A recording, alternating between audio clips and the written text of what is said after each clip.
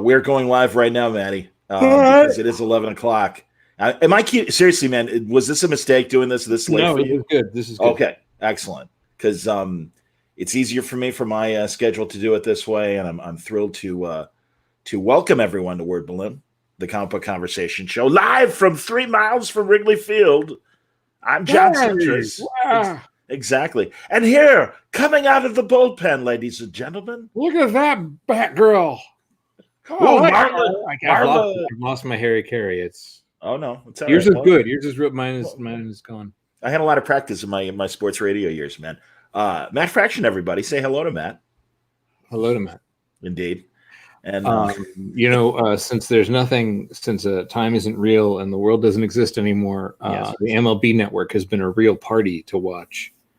But they have started to just show old games. Well, sure. Now are they showing retro games, or it's like wow, all the way back to 2009, and it's like no. I watched one the other day that was from 92. Okay, that is 28 years, and I can appreciate that. But I really want it was either 92 or 96 because Hillary Clinton was in Wrigley. It was opening day, wow. And Harry was still there, of course. Really, but it was when he was showing up for the kind of 2.5 innings. This is good, Matt, because this is a warm-up as people join us on the thing. I wanted to talk sports at the beginning. Did you get Marquee Network? Do you know about Marquee Network? Yeah, we are not one of the Marquee recipients yet. Smart man. Although during C2E2, the last con standing, I was at the Hyatt, and they had on the big screens the Marquee Network. And when they weren't showing the one spring break game that they got in, or however many, they were showing commercials for documentaries. And man, they looked like a really good Ernie Banks documentary. And let's show Harry's last game from 1998. Oh no, I love that stuff. You know what's amazing, man? And I'm sure I've told you this before. Doing play-by-play, he was a bus late. He was running to the bus and it was pulling away. But in conversation, and also that great pregame show he would do, Harry Caray talking baseball. Yeah, he was still great, man. He was still sharp. Yeah. I think I was last at Wrigley. Mm-hmm. Maybe I didn't get when I was there for school. I didn't get back when I was there for school. It must have been like 93, 94. And that was like one of those where he was kind of like every other day doing 3 innings ish. It was just kind of really. Yeah, it was. He was. I mean, it may have been after one of his health things, though. I was going to say maybe it was like his heart thing or something. Yeah. But yeah, I remember he wasn't there the last time I was there. That sucks, man. Yeah, wow. No, whatever. All right, that nice downer. Have you been watching the Bulls documentary? No, I lived it. I was there. Man, I thought the same thing. I swear to you, I felt that way about Moneyball because I was at I was at Sporting News Radio during Moneyball, and I'm like, I lived it. We covered this whole thing. But I have to say, I lived in Chicago during that era, and if I was a basketball guy, if I was a basketball fan, I'm sure I'd watch it, but I'm not. And it's like, it was, Hey, here's something that's not in the documentary. He babysat my friend Lane when he was a freshman at Chapel Hill. He was a lovely young man and a great babysitter, Lane's parents reported. And then they would take you out back and say, and that was where he would he dunked in our backyard basketball. He would show us what he could do. And this is Michael Jordan dunked here. Like, all right, well, that's awesome. Better. I was at a restaurant one time, and he was just and they would pipe whatever he was. If he was there, whatever he was watching in the office, they would pipe through to all of the TVs. And it was I don't remember who they're about to play, but he was watching game footage, and it was like the Zapruder film. He would just, it was the most annoying thing to have on a restaurant, but it would just go frame by frame and back up, and it was like, oh, he's cramming to go dominate Utah tomorrow or whatever it was. But our dear mutual friend Mike Choi points out Billy Corgan said the same thing about not watching the Bulls thing. He lived it. But I got to say, I really appreciated the first part because it was all the stuff from Michael's childhood to him joining the Bulls. And really, like, that was fun for me because that was a lot of college stuff for me. I guess I should watch that. I watched the first one and the last one. Well, and it's so funny. I want to say, no, it wouldn't be the last one. It would probably be the second to last one. I want to see from Space Jam through the Dream Team to the White Sox. And then I want like the ending to be like, you know how Ken Burns always like tips what the next episode is going to be, you know? Yes. But a young man from George Herman Ruth was born in a gutter in Baltimore. And, and he would change everything. But like I wanted to end with just like Michael, the ninth episode is going to end with Michael Jordan in a Hanes BVD shaving in the mirror. And he gets to the point where he's giving himself a Hitler and he's like, not bad. I'm going to make this work. I'm going to take it back. Honestly, man, that's balls. Those are brass balls. His fairness would not recover, would not reclaim the Hitler mustache. I think this is going to kind of work. I think it's been enough time. 90 years. I'm going to bring it back. Or no, actually, guys, back then 80 years. Pull this off. It's me, Michael Jordan, baseball legend. Honestly, Matt, I will be very interested when they get to the non-basketball baseball period because, and I mean, the rightfully controversial. Buster, that's all I can say. Podcast. Whose podcast? Buster Only. Okay, go on. Yep. Had Sandy, what's his name? The A's owner, and he told a story. Clearly. He said he didn't think he had ever told it before, but maybe like just once in public, and it completely took Buster by surprise. But they made an offer on Jordan straight when he was like, "Oh no, they made him an outright offer. The A's made him a hey, come play for the Oakland A's offer because, as he put it, we weren't doing anything, and maybe that would get some attention." Interesting. We got rid of Ricky Henderson and brought him back, and that worked. So why not Michael Jordan? Show up, come see what happens. Right. It was a couple of years outright made him an offer, and the White Sox lost their mind because. What are you doing? I'll beat Jerry Reinsdorf for a second. We're not interested in getting rid of Michael. No, The White Sox. He said it with Cub contempt. Honestly, Matt, I wonder. I suppose, something I'm probably too far away because I wonder where the rivalry is right now. Forgive the sports talk, everybody. I just wanted a few people to gather before, and I figured this was like an easy first conversation for me and Matt because we haven't seen each other forever. It's so funny. I was in Portland for Rose City, and I think collectively, Matt, we saw each other for 5 minutes. I think that's generous. We spent more time talking right now than we saw each other face to face. I did. We hugged each other twice, and like one time at the show and one time at Brian's because private meetings were going on, and I had to retreat to my to Olivia's bedroom where I was staying. I was totally mother-in-law. I stayed 5 days. That's great. It was. Oh, dude. I'm glad I did because I really got to go downtown, see pals, eat some street food while street food was still an option. Right. It's sad times, Maddie. Yeah, it's a weird one, right? Yeah. All right, are we pivoting? Are we pivoting to the talk now? We're pivoting. I suppose we can. I think we've gathered enough people and everything. So, hey, everybody. How you doing? Hey, everybody. Welcome to Word Balloon, as I said earlier. Got the Superman wallpaper up because I figured we'd likely be talking about Superman's pal.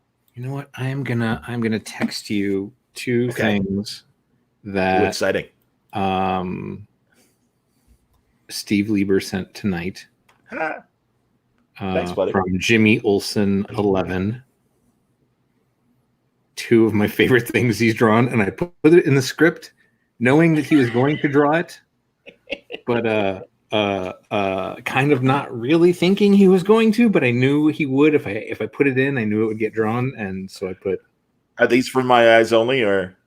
It's fine if they are. It's fine if it's your call. I don't want you to get. Wait a second. You know what I'll do? Here's what I'll do. So here's what I'm gonna do. I'm gonna show it from my phone. That's what I was gonna do. The screen. So. Okay.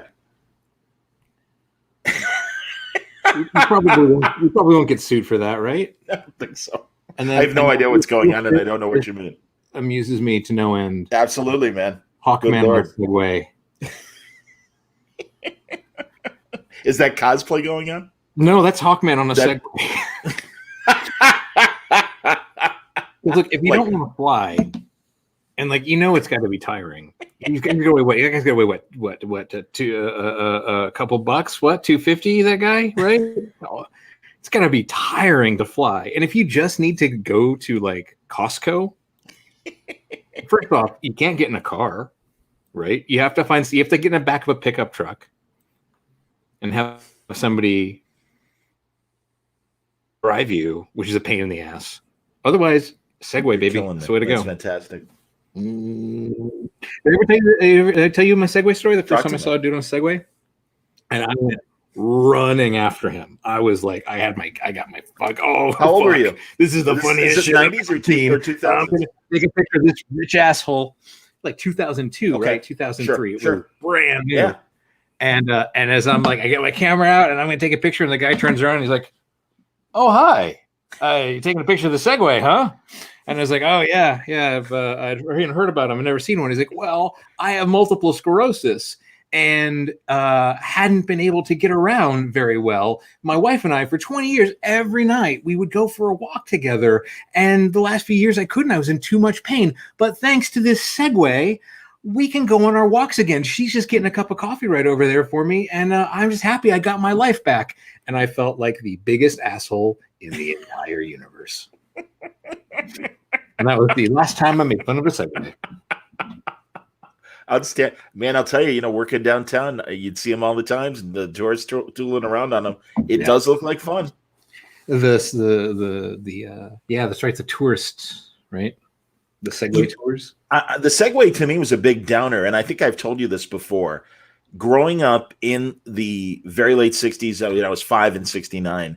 So '70s was my decade. Seeing all the jetpacks from Thunderball to many halftimes at Super Bowls, I was convinced by my 50s we'd all have jetpacks because they seemed to be present enough that it was a likely next step in transportation. And I got to tell you, I'm thrilled about having the supercomputer, but part of me is very sad that I still don't have a jetpack. I know we got the water ones, but I really thought I'd be like flying home. That first off, it's been clear that it's just not going to work. Right. Really, since Thunderball, it was clear this is just technology that's not. Dude, I was like 7 thinking. Yeah, but like, I remember too watching it first and being, "Holy shit, James Bond has a jetpack!" But also, he went 20 yards. Right.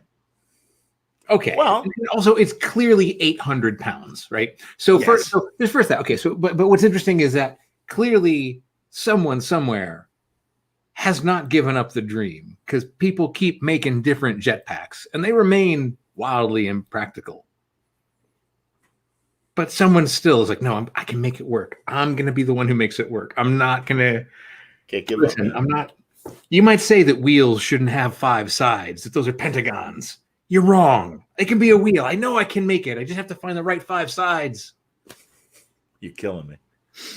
Again, but what are you going to do? So yes, Hawkeye and a Segway, everybody. Hawkeye and look for Jimmy Olsen 11 coming your way. Looks to be a spider that has perhaps been irradiated. Dude, the book's a trip, and I keep telling you that, and it is so gratifying. Again, growing up and remembering 80-page giants, and it really is kind of formatted as that, even though it's only 20 pages. And you guys just it feels like 80. Yeah. Yeah, no, does Steve hit you when you guys get together? It is really an ADHD. It is really me making comic for my ADHD self. It is all, it's such a blessing to literally not have to show any boring scenes. Like, "Oh, I'm done. What's next?" Boom. The bad news is it is really hard to write, and also makes you realize how many boring scenes are in other books. Oh no, now they have to go back to the place. Oh God, I don't care. Somebody turn into a monster. Too much, man. Well, was this part of the plan? When was the aha moment? COVID, no, we coordinated Jimmy Olsen and the COVID outbreak. We wanted there to be people starving for our last 2 issues. So we were like the last book off the truck on the last Wednesday. We nailed it. Thank you, DC. Dan DiDio quitting 6 days before the book came out. Perfect timing. It's been a marvelous time. No. my question was in terms of presenting the stories in the multi-chapter fashion. Yeah. Is that like always from the start what you wanted to do? Yeah, because the book that people have nostalgia for is not, in fact, very good. It rarely transcends its own character. It's like the covers are always the best, and the first panels, which are kind of like mini covers, it's rarely better than that first page of a story where you just get the premise and it's just such a fucking knockout, and then you have to deal with it. And that's, and it kind of like so like rereading the book, I was struck by like, oh, this isn't actually that great. It's weird. And sometimes it's funny. It's frequently ridiculous, but it's rarely, it doesn't have, it's not, it's a fascinating psychological portrait of Mort Weisinger, perhaps, but absolutely. But what I realized that the affection we have for that book is for its mania and for the fact that no matter how fucking stupid a story was, it was only going to last 6 pages and then there'd be something new.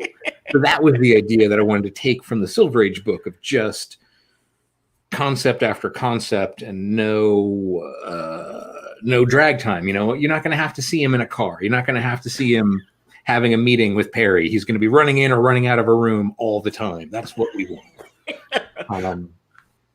And then in all honesty, I wrote the last 2 issues in quarantine, and I wrote them like back to back because I needed it, and it was such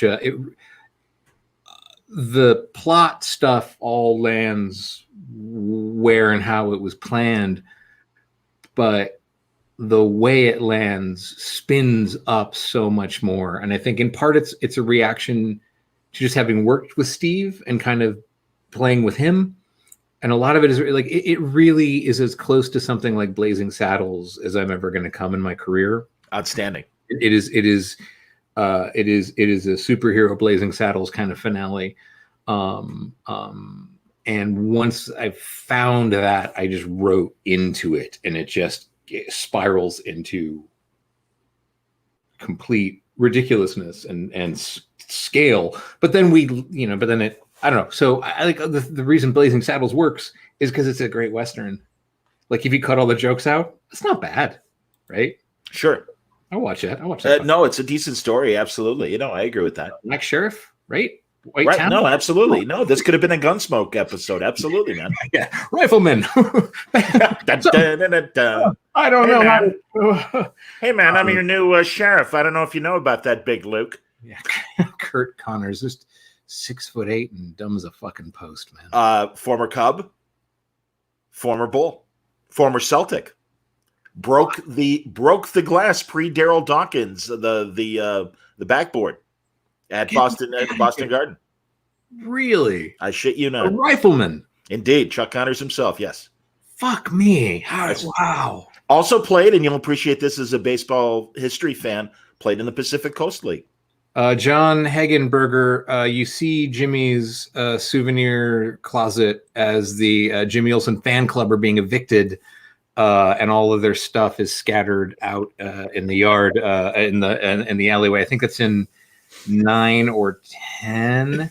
But there's a shot where I pulled about 30 issues worth of reference for Steve, and it's from the ice cream bike. I just looked down and noticed that there are comments underneath us the entire time. Oh, yeah. No, I'm throwing them up, and as people are commenting, absolutely, man. So yeah, but I'm glad you acknowledged, John. That was great, because I was going to bring that up as well. Yes, I'm like, wait a minute, we've seen Jimmy's closet. Yeah, we get a bunch of the costumes, a lot of props. Yeah, I like I said, I pulled about 30 issues worth of stuff for Steve and was like, this is all the stuff that's coming out of here. Draw what you want.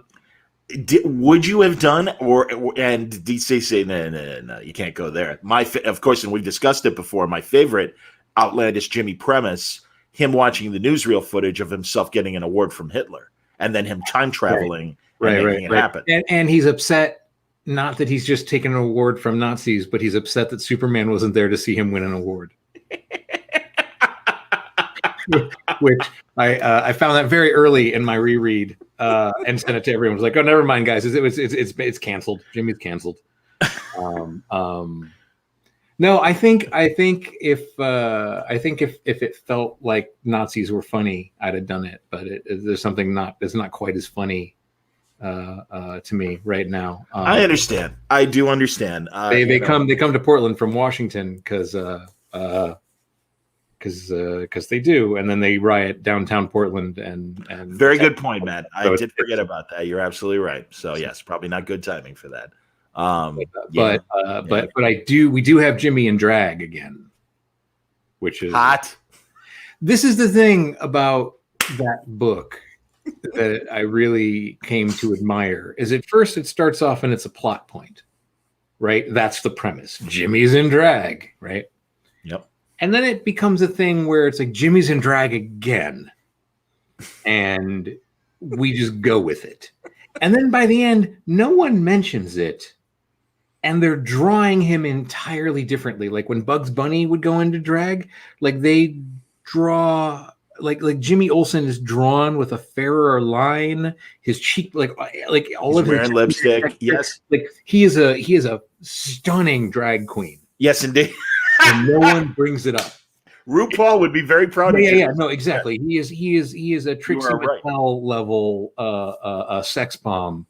And there's a story where he in drag goes to the Jimmy Olsen fan club, who also have a no girls allowed policy. And he then challenges them to a Jimmy Olsen trivia contest. And every time Jimmy beats them, he humiliates them and makes them do like a different chore and like basically dominates them, and not even in like a low key way. He might spank one of them, but they're literally like his feet are up. He uses one as like a human footrest and they're cleaning everything, and he like feminizes them and makes them dress up like women. And then of course, I'm Jimmy Olsen and you sexist creeps. Blah, blah, blah, blah, blah. It's the most amazing fucked up, like, yeah. So at some point in, I think it might be at the end of 10. I think that came out. Did 10 make it out? I think 10 came out. I thought so too. I got to look at. I'll look it up. I literally think 10 was the last book that came out from DC. Hello, Emmanuel. I miss you guys too, and we'll be back soon. But yeah, we have Jimmy in drag, and it again is one of those things where he's just a flawless and beautiful woman when he walks in a room until it's like, it's really me, Jimmy Olsen, and everyone, including his own brother, is taken by surprise. Unbelievable, man. So yeah, at least two. I'm looking it up now.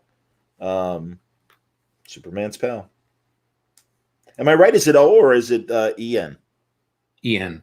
Oh, it is EN. I thought it was like ON. So no, that's getting to issue 9. Oh, only issue 9 came out. No shit. Well, one's in the can. I think Spoiler, so. Jimmy dresses up like a lady at one point. The many things that happen. And Steve was great. Was Steve your first choice, or were there other possibilities if Steve said no? Or either way? I actually quit the book 3 times. Steve was my first choice for this iteration of it. There was a previous iteration and an artist that I was told. Well, I had a suggestion for an artist. They were uncertain. I made a proposal, which was I'll write a short story, and I'll put everything I can into the short story, and it'll be like a tryout piece. Okay. So you'll see how this artist would execute. You can make your decision from there. If you listen, and like I'll do it for free, pay them their rate, just so they don't lose work, right? And I'll write for free. Worst case, we end up with a story that we put in the collection when it comes out, or use it in the back. It's a backup story. Worst case, it's a backup story. No blood, no foul. Yeah. And they said okay. I said to the artist, they said okay. I wrote the story, and they wouldn't pay the artist their rate, and the artist had turned down other work at their rate, and so I quit. And then several months went by, 6 months went by, and Brian had kept pushing to like come back, like don't, and I had a reconception of the book, and that in that instance, Steve was the only person that I thought of. Okay. And went to them with Steve, and that got approved. So, what can you tell me about the Metropolis City Council meetings, and why don't you describe it? Brian has mentioned it, but for people perhaps watching or listening for the first time, they may not have heard about these things. Me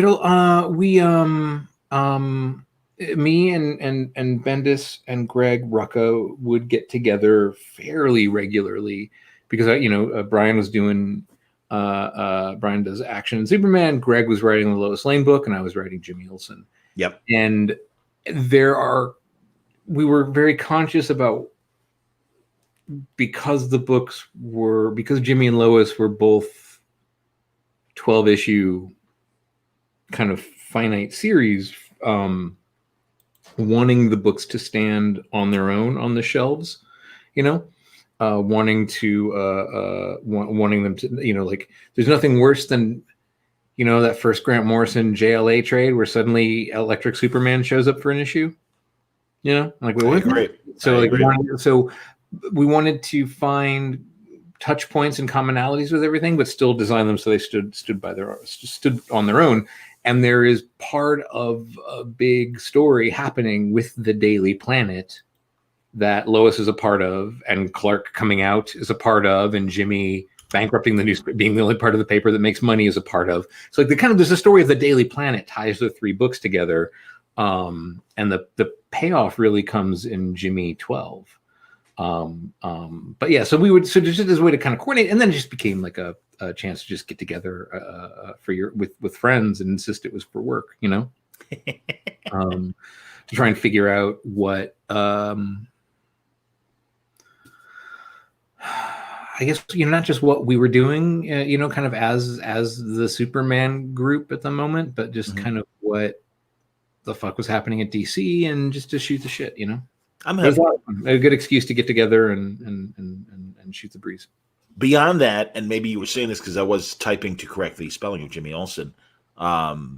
You guys, I'm assuming, is that where Superman heroes and Superman villains kind of came out of those talks too? Yeah. Remind us of the stories you did in those. Let's see.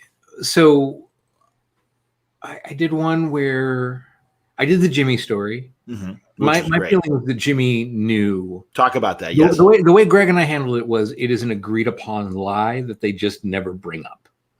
Like B. Ross in the Superboy days. Or like, in the way that, my daughter knows Santa and the Easter Bunny, or me and Mom, but we don't talk about it. It is just an agreed upon fiction that keeps their relationships working. And there's a bit where it remains a thing that is unsaid.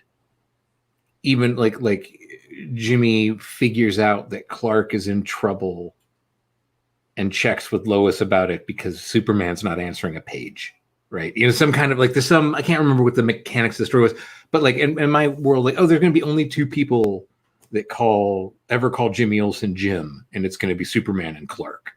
And at some point, Jimmy will have realized it's really just one person. So I wanted to have that story. I wanted to have that said.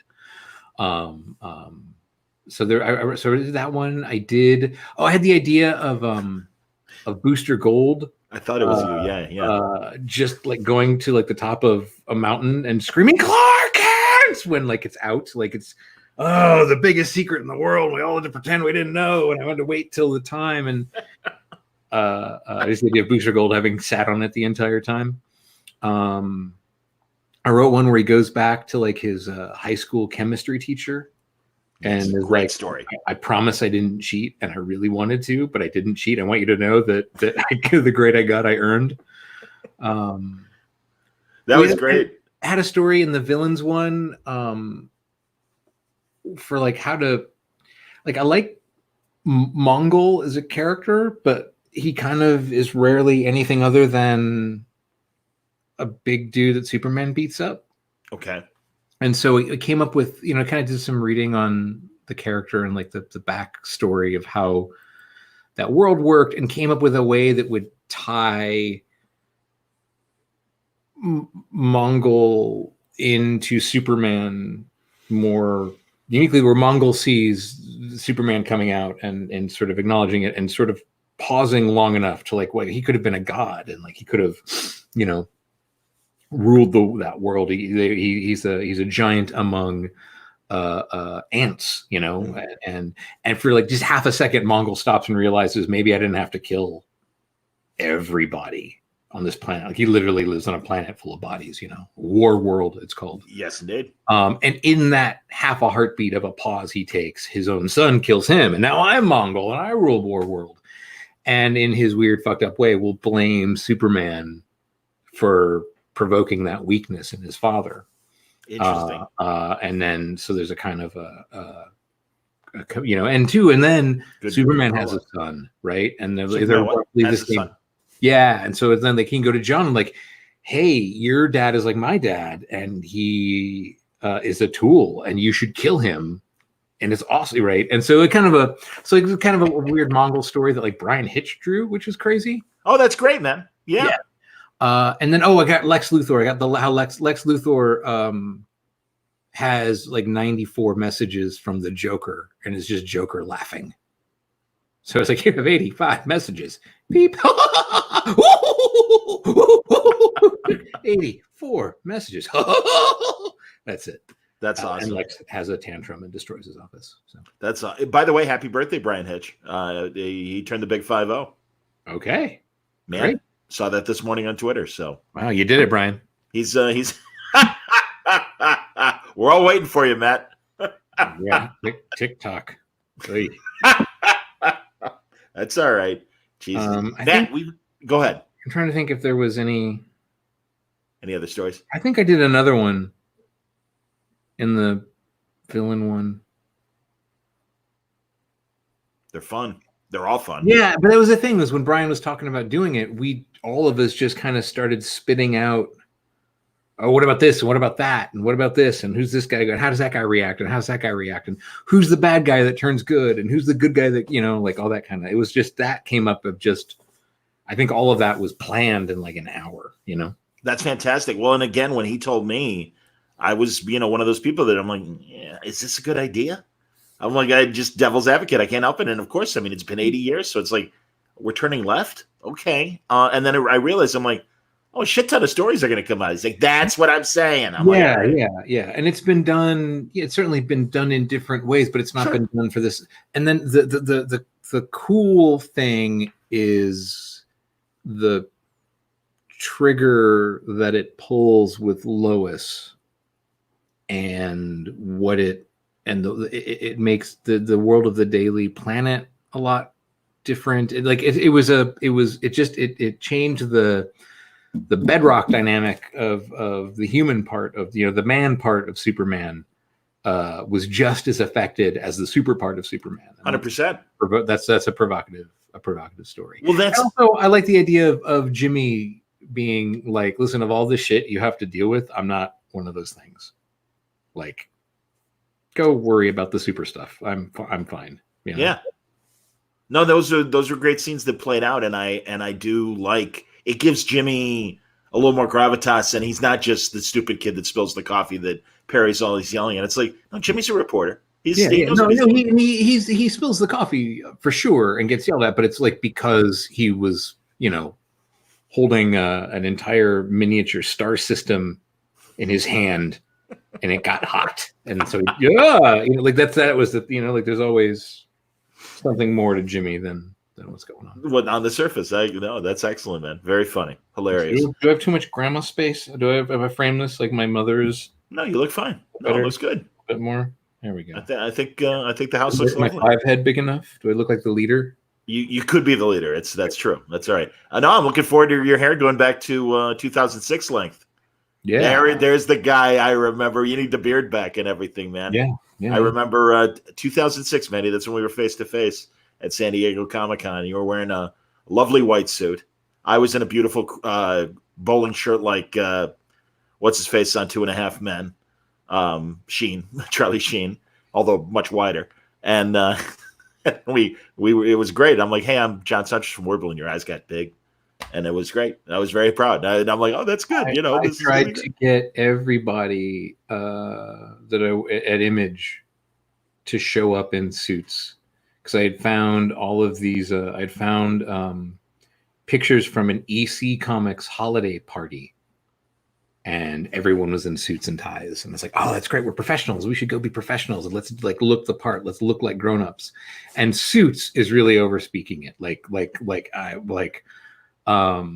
But yeah, I was the one who wore. I brought at least suit-ish attire. Yeah, and I think maybe Remender brought a blazer. Maybe. Like it was that kind of thing where I was the only one that showed up, and yeah. That's hilarious, man. No, that's great. And then you, me, and Kel, we watched. We sat at the Hyatt, but we sat at the little bar and had a great conversation about baseball and all this other nonsense. And a friendship was born. That's right. It was good times. Yeah, man. Too funny back in the day. All right, I'm getting misty-eyed, but I'll get over it. So November. What a great. Graphic novel. I talked to Elsa and had a lovely conversation. She's the best. She really great person and really interesting and beautiful art and it obviously fits the book. But man, that I'm glad you guys found each other and found such a perfect project because it really has that like romance love letter feel to it from the art standpoint. Yeah. It is beyond. It got printed in China, and when COVID shut China down, I don't know where the book is. I think it's volume 2 because right before quarantine came down, Image received the proof copy, so I think it has been printed. Okay. I don't know if it has been transported, shipped. Yeah, because I haven't gotten copies. Okay. But 2 is even better than 1, and 3 is even better than 2. And I'm starting 4 tomorrow, and that'll so yeah, it's and Elsa is better, one of those artists that is better every single page she does. And Matt Hollingsworth just complements her work beautifully. Absolutely. Yeah. Yes. She's terrific. No, agreed. It's a great looking book, and yeah, I mean, I what I like about also just the way she learned how to draw. Yeah, good Lord. I mean, just innately kind of picked it up. Imagine what she's going to be like in 10 years. You know what I mean? Like, I do. It's just a phenomenal talent. No, it's really cool, and so like, what was the decision to expand to 4? Kind of the difference between a story stopping and a story ending. Okay. And it had sort of, it was not conceived originally as a series of graphic novels. It was conceived as issues. And so part of it was just, you'll see when it gets to 3, when you get to the end of 3, it'll be like, oh yeah, this is an ending. The story stops, but it doesn't really end. And to, part of the challenge of the book was to adhere to the kind of rigorous formal conceits throughout the entire thing, and to do it right and to do it well. I just kind of needed a 4th one, and okay.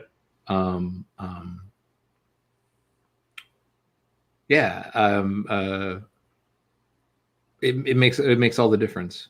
Okay. Yeah. It's basic right now at the beginning of the story. It really is 3 separate stories that are kind of swirling near each other. In fact, at the end, here's a spoiler: the last page of volume 3, all 4 of those characters are in one room at the same time for the first time. Not all of them are alive, but the last image of the 4th book, they are all together. Interesting. Or the 3rd book rather, and now I can land the plane. So.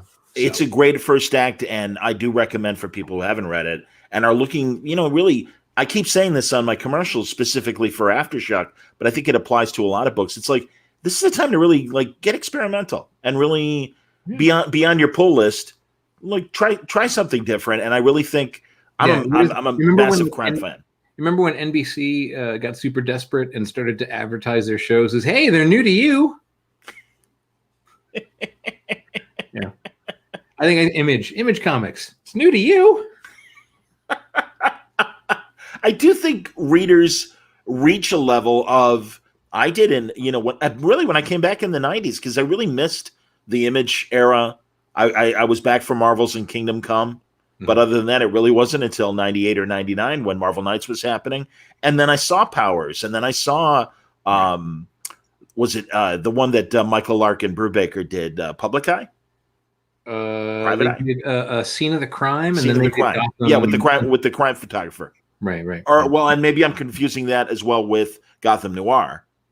But that's really, I just noticed a lot of good crime comics. Sure. And that was, a format that had always spoke to me. So I was really excited about that. And Straight Toasters. Oh, sure. So, yeah. Stray Bullets. Or Stray Bullets, excuse me. Yeah. But also Straight Toasters. That was Sienkiewicz, right? Straight Toasters was Sienkiewicz? Yeah. Okay, yeah. Stray Bullets, David Lapham, obviously. Yeah. But you're right, Straight Toasters earlier. So funny. It's late and there's a pandemic. No one's going to hold this against you.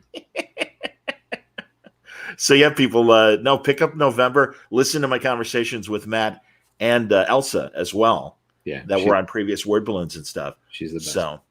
And she's about 4 feet tall, and I buy her ridiculous sweaters about being French that she wears because she is a good sport. For her Kickstarter, one of the I haven't seen it. I don't know what the deal is, but when we were in. Where were we? We were in Copenhagen, and we went to a cheesemonger, and she bought 4 of the gnarliest French cheeses she could find and made me eat them. So we had a processed talk, and we were eating really brutal French cheese.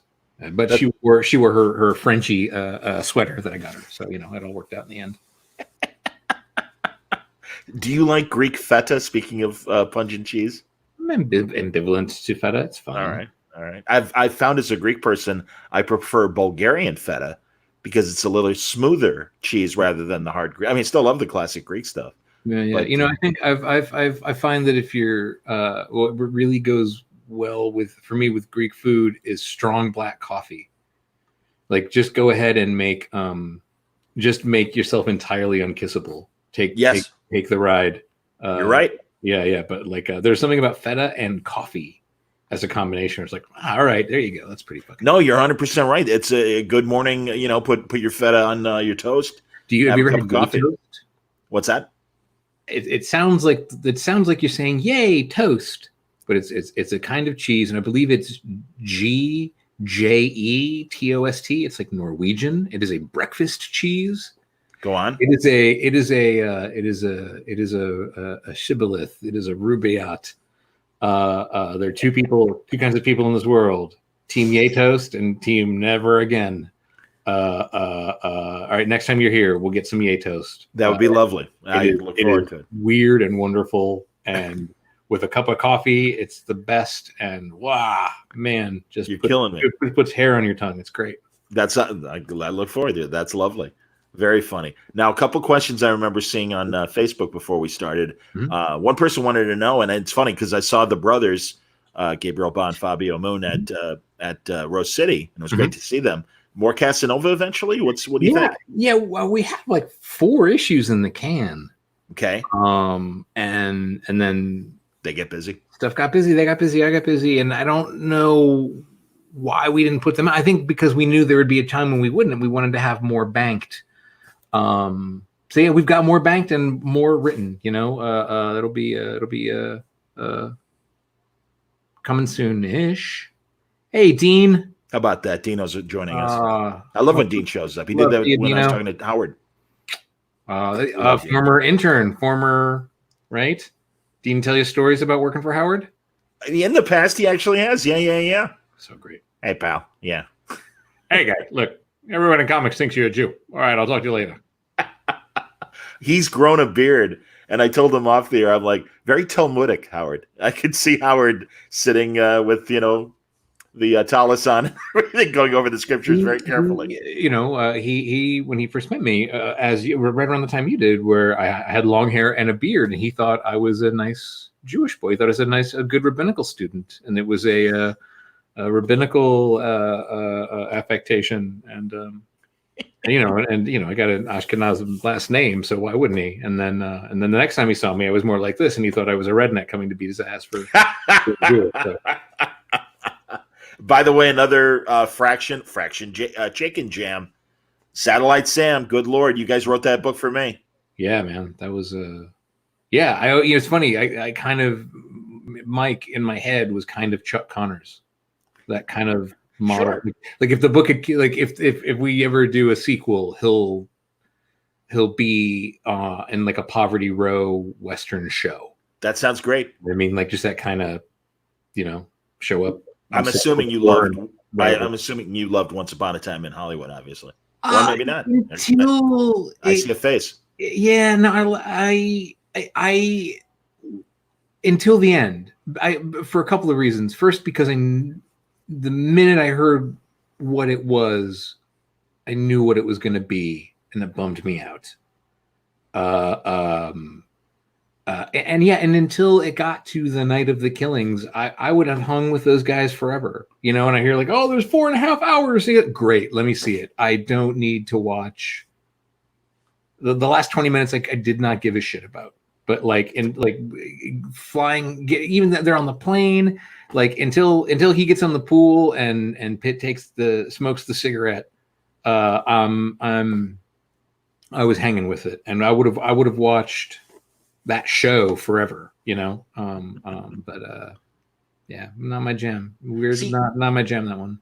What I like about his movies, especially, and I think this is a classic example. I mean, in Pulp Fiction, they really were separate stories, but I kind of liked the gear shifting, and I agree. But the last act didn't bother me. It didn't bother me, and I again, because of things like Inglourious Bastards, it's like okay, or even better. And I was just saying this on another interview. The Grindhouse movies and Death, was it Death? The one with Kurt Russell. Yeah, Death Proof.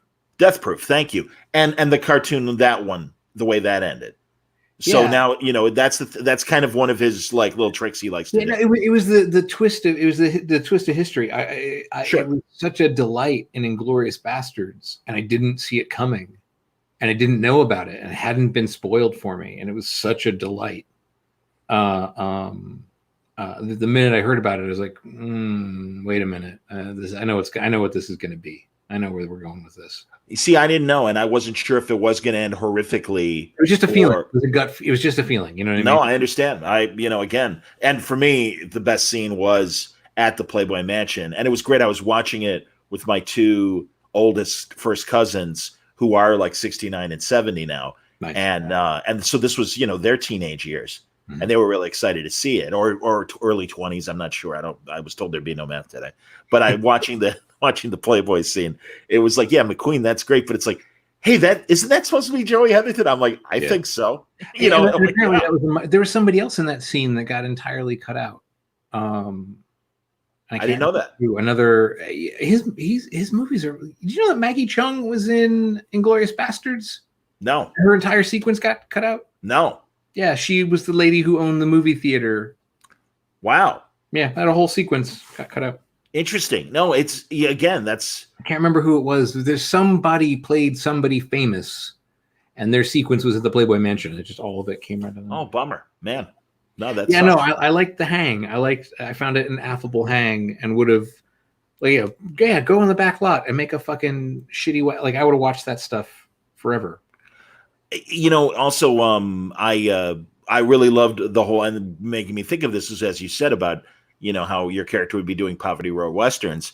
I loved just revisiting that whole period when TV was literally littered with, 30 or 40 different Westerns from the late 50s to the early 70s. Yeah. And just the business part of show business, the we're grinding this out, we're showing up, and every 10 days we make another one. And I just love that stuff. And just the technicians and the craft and the stories like that, like that's, I miss crew. I miss hanging out with crew. I miss hanging out with the guys on an electrical truck. Grips have the best stories, right? Like that was the stuff I wanted to. What were some of the, like, you know, I'm assuming you did then hang out at a few movie sets. Which movie sets? Well, I mean, I used to make commercials and music videos. So that's right. Hire crews, you know. You know, I had a first AD on a Kanye West music video. Wow. And his first gig was DC Cab, and then he was all like New York guys. So like I got like that late 70s, early 80s New York film world. You know, like, all right now, tell me an Abel Ferrara story, right? Tell me Scorsese, let's go, right? Like, tell me all this stuff. Yeah. So all that, just the old dudes. Old dudes have the best stories. That's awesome, man. Like Al Chuck, Comic-Cons, film crews, or AA rooms. The old guys always have the best stories. This is true. You know, I got to talk to Don Nunley, who was the prop master on Le Mans for Steve McQueen. Wow. And he drew. He had to take photos of every like set and scene because in case they needed replacements, he had to know, what to get or whatever. Right. So he just amassed this it became a coffee table book about Le Mans. Wow. And, you know, the backstory of Le Mans and all the stupid stuff personally that was happening to McQueen and also on the set. He fires John Sturgis. You know, I mean, it really was this chaotic thing.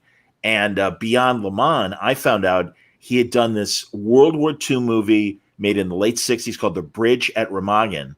And it's George Segal and Napoleon Solo. Of course. Why wouldn't you put George Segal in your World War II movie? Because it's the 60s, and exactly why not? Yeah. And that was a dynamic action star, George Segal. Like your favorite Jack Lemmon movie, Alex and the Gypsy, where Jack Lemmon has a gun and he's a bail bondsman. Jack Lemmon, hear me out. Can Jack Lemmon grow a mustache? Have him read this script. Matt, I bought that DVD because I'd completely forgotten about that movie, and I still haven't watched it yet. It is a scant 4 feet away from me right now. It's not Charlie Varick, but you want to see Jack Lemmon with a mustache and a shoulder holster, Alex and the Gypsy.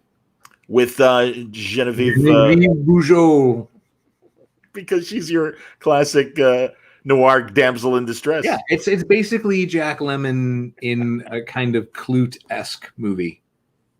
It's a Clute-esque hijinks. I'm all for it. I eventually will see it. So yeah, before the Corona curtain came down, I ordered a bunch of garbage from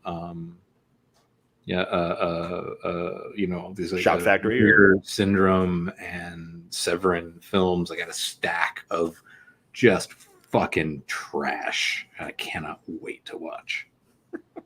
Have you current obsession? Again, pre-virus or very early in the virus stages. Rock and Rule, the Canadian animated film. Remember the Don Bluth movie? It wasn't Don Bluth. It was a Canadian production. Or maybe it was Bluth. I don't know. Nirvana. Yeah, no, it was Don Bluth. Oh, okay. Yeah, no, you're right. That was the company, 100%. Yeah. I didn't know there was Don Bluth. Don Bluth managed that weird third season of the Spider-Man 67 cartoon where it gets really weird and psychedelic, where like Spider-Man goes to outer space and stuff. Don Bluth. I don't know if I've seen that third season. I know the 2 seasons. There's some dogs, some weird ones. There's some trippy, there's some acid in the fruit punch or something. But I talked to Bakshi about his season, of course. Maybe I just confused Ralph Bakshi and Don Bluth. You might have, because Bakshi definitely. That's right. That's cool. That's I was an animator with a B last name. It was. I understand. Oh, he was great. He was funny as hell. It was a pleasure talking to him. Dope. Wow. Yeah, back in 2013. What was his Fire and Ice? I keep wanting to go back and watch Fire and Ice. And I want to see how that is. Frazetta and Rotoscope, and written by Roy Thomas and Jerry Conway. Yeah. So there's a good comic book production. But yeah, that and Cool World, of course. Mm-hmm. So, but no, I understand. And you see, you've been ordering stuff. A lot of these orphan videos that for whatever reason aren't on DVD, I keep searching for them on YouTube, and it's just a delight finding them. Yeah, I probably shouldn't talk about that. All right. Never mind. That's all right. Off air. There's resources all over the place. It's great. Back to, and I love when we go on tangents. This is always great. But back to comics. Are you sticking around at DC once Jimmy's wrapped up, or? I'm so pre-corona, it looked like the Writers Guild was going to go on strike in April. The Writers Guild's contract with AMPAS. The last strike, we had kicked the can down the road to now, and it looked like we're going to strike in April. So in advance of April, in advance of this month, I was in a wild work binge because everything in TV was go. Yeah, bam, yes, stuff for the strike. Just like, so everything was 100 miles an hour on TV stuff. So I was talking to them a lot about what 5G was going to be. Things looked like I was going to be a bigger part of it. 5G kept kind of moving down the road, and it got to a point where I had to disengage because I had too much TV stuff that I just had to get done because they were paying me to do it. So rather than take on new work, so my kind of the last conversation I had of any value with them was, let me get through April and see if we strike, and then I'll know what my schedule looks like. Now we didn't strike, right? But now is the Rona, right? So I got Jimmy done, and I'm just kind of banging stuff out. Like I did the sort of the lettering script, the script, because I write Adventureman for Terry Dodson plot style, and I did the script part last week. So I did like 4 issues worth of Adventureman script last week, and just kind of like comics are going to be back, comic stores are going to be back. It's going to look different. The direct market's going to be different, but good. Like you never get it. We get a chance. Comics has a chance to reboot comics. We get to reboot the industry right now and make it better and smarter and stronger and made for the 21st century and not the 20th. And that's really exciting. And I know that when shops come back, when doors open up again, people are going to be starving for new stuff. And I don't just mean new issues of old titles. I mean new things, new titles, new ideas, new trips to go on, new places to visit, new characters, new worlds, new dreams, new everything. And so as best as I can, I'm trying to just put stuff, bank it. I am uploading to servers, and who knows when it's going to be printed, but I know it will be printed, and I know people are going to be starving for it. So I'm trying to clear off all of my outstanding things and get to a place where I don't know what's coming next. So maybe, I don't know. Oh, like this, I wrote a Batman Joker thing for Detective Comics 1027. Fun. That Chip Zdarsky is drawing. That's great. Hey, awesome. Yeah. So, but yeah, so not at the moment, but it's because I had asked them to stop asking me because I wasn't going to be able to answer until April.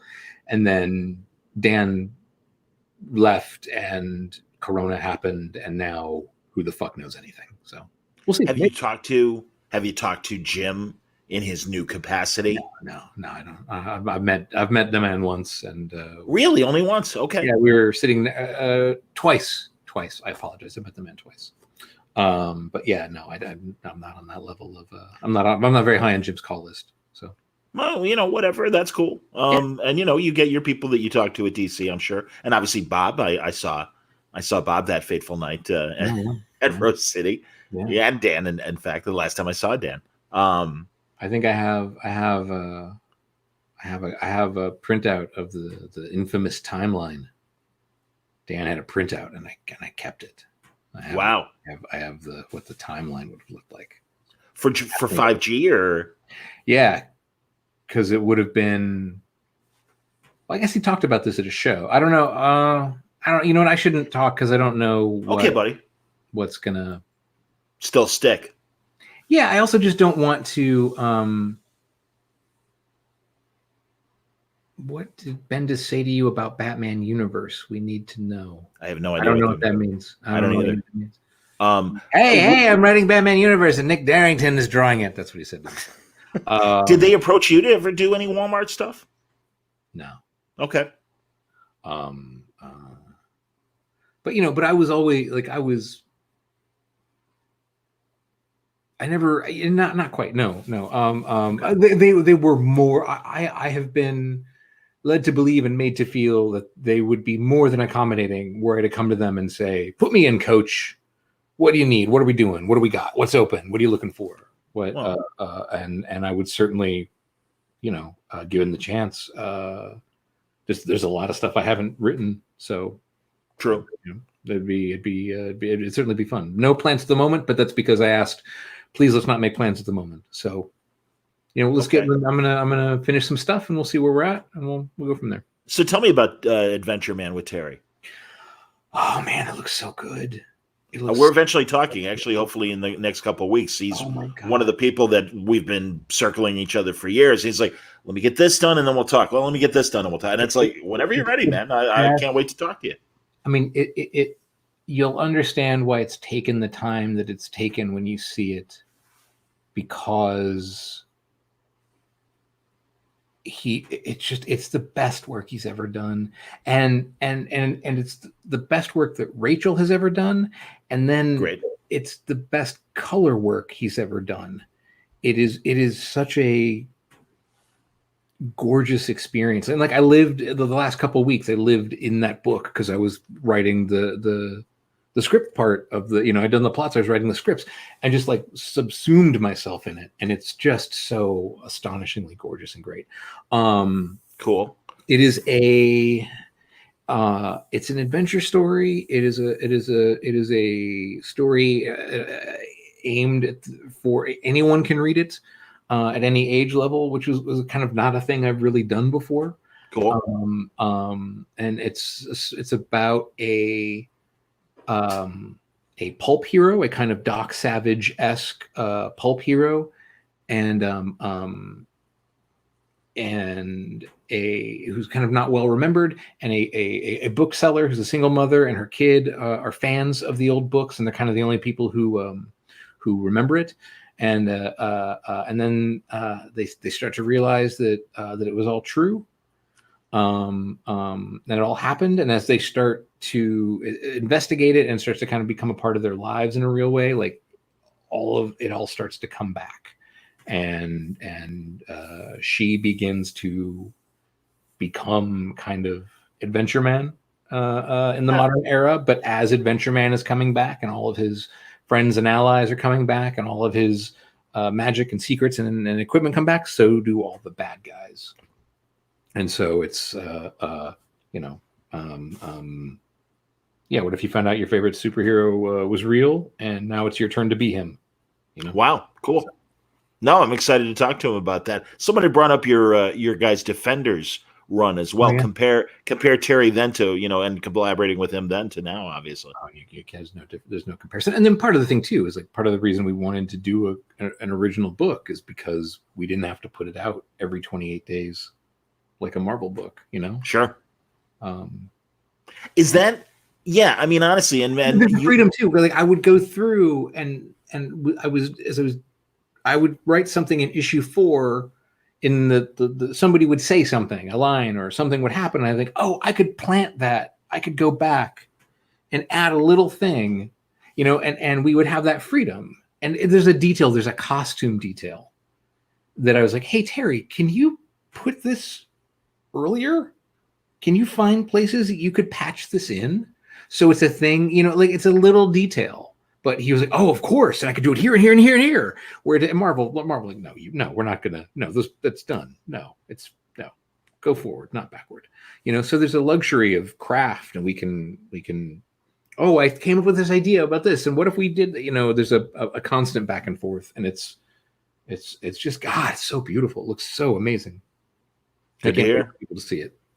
Yeah, I'm looking forward to talking to Terry about it and everything, and whatever he can show me. Someone's saying Bendis said he had an actor in mind for Batman's voice when writing him, and he told you And he said you told him. It's really, but when you hear it, you're like, oh no, it's exactly what it is. It's exactly how it is. Yeah. So state secret. All right. No one. I will tell you this. No one will ever guess it.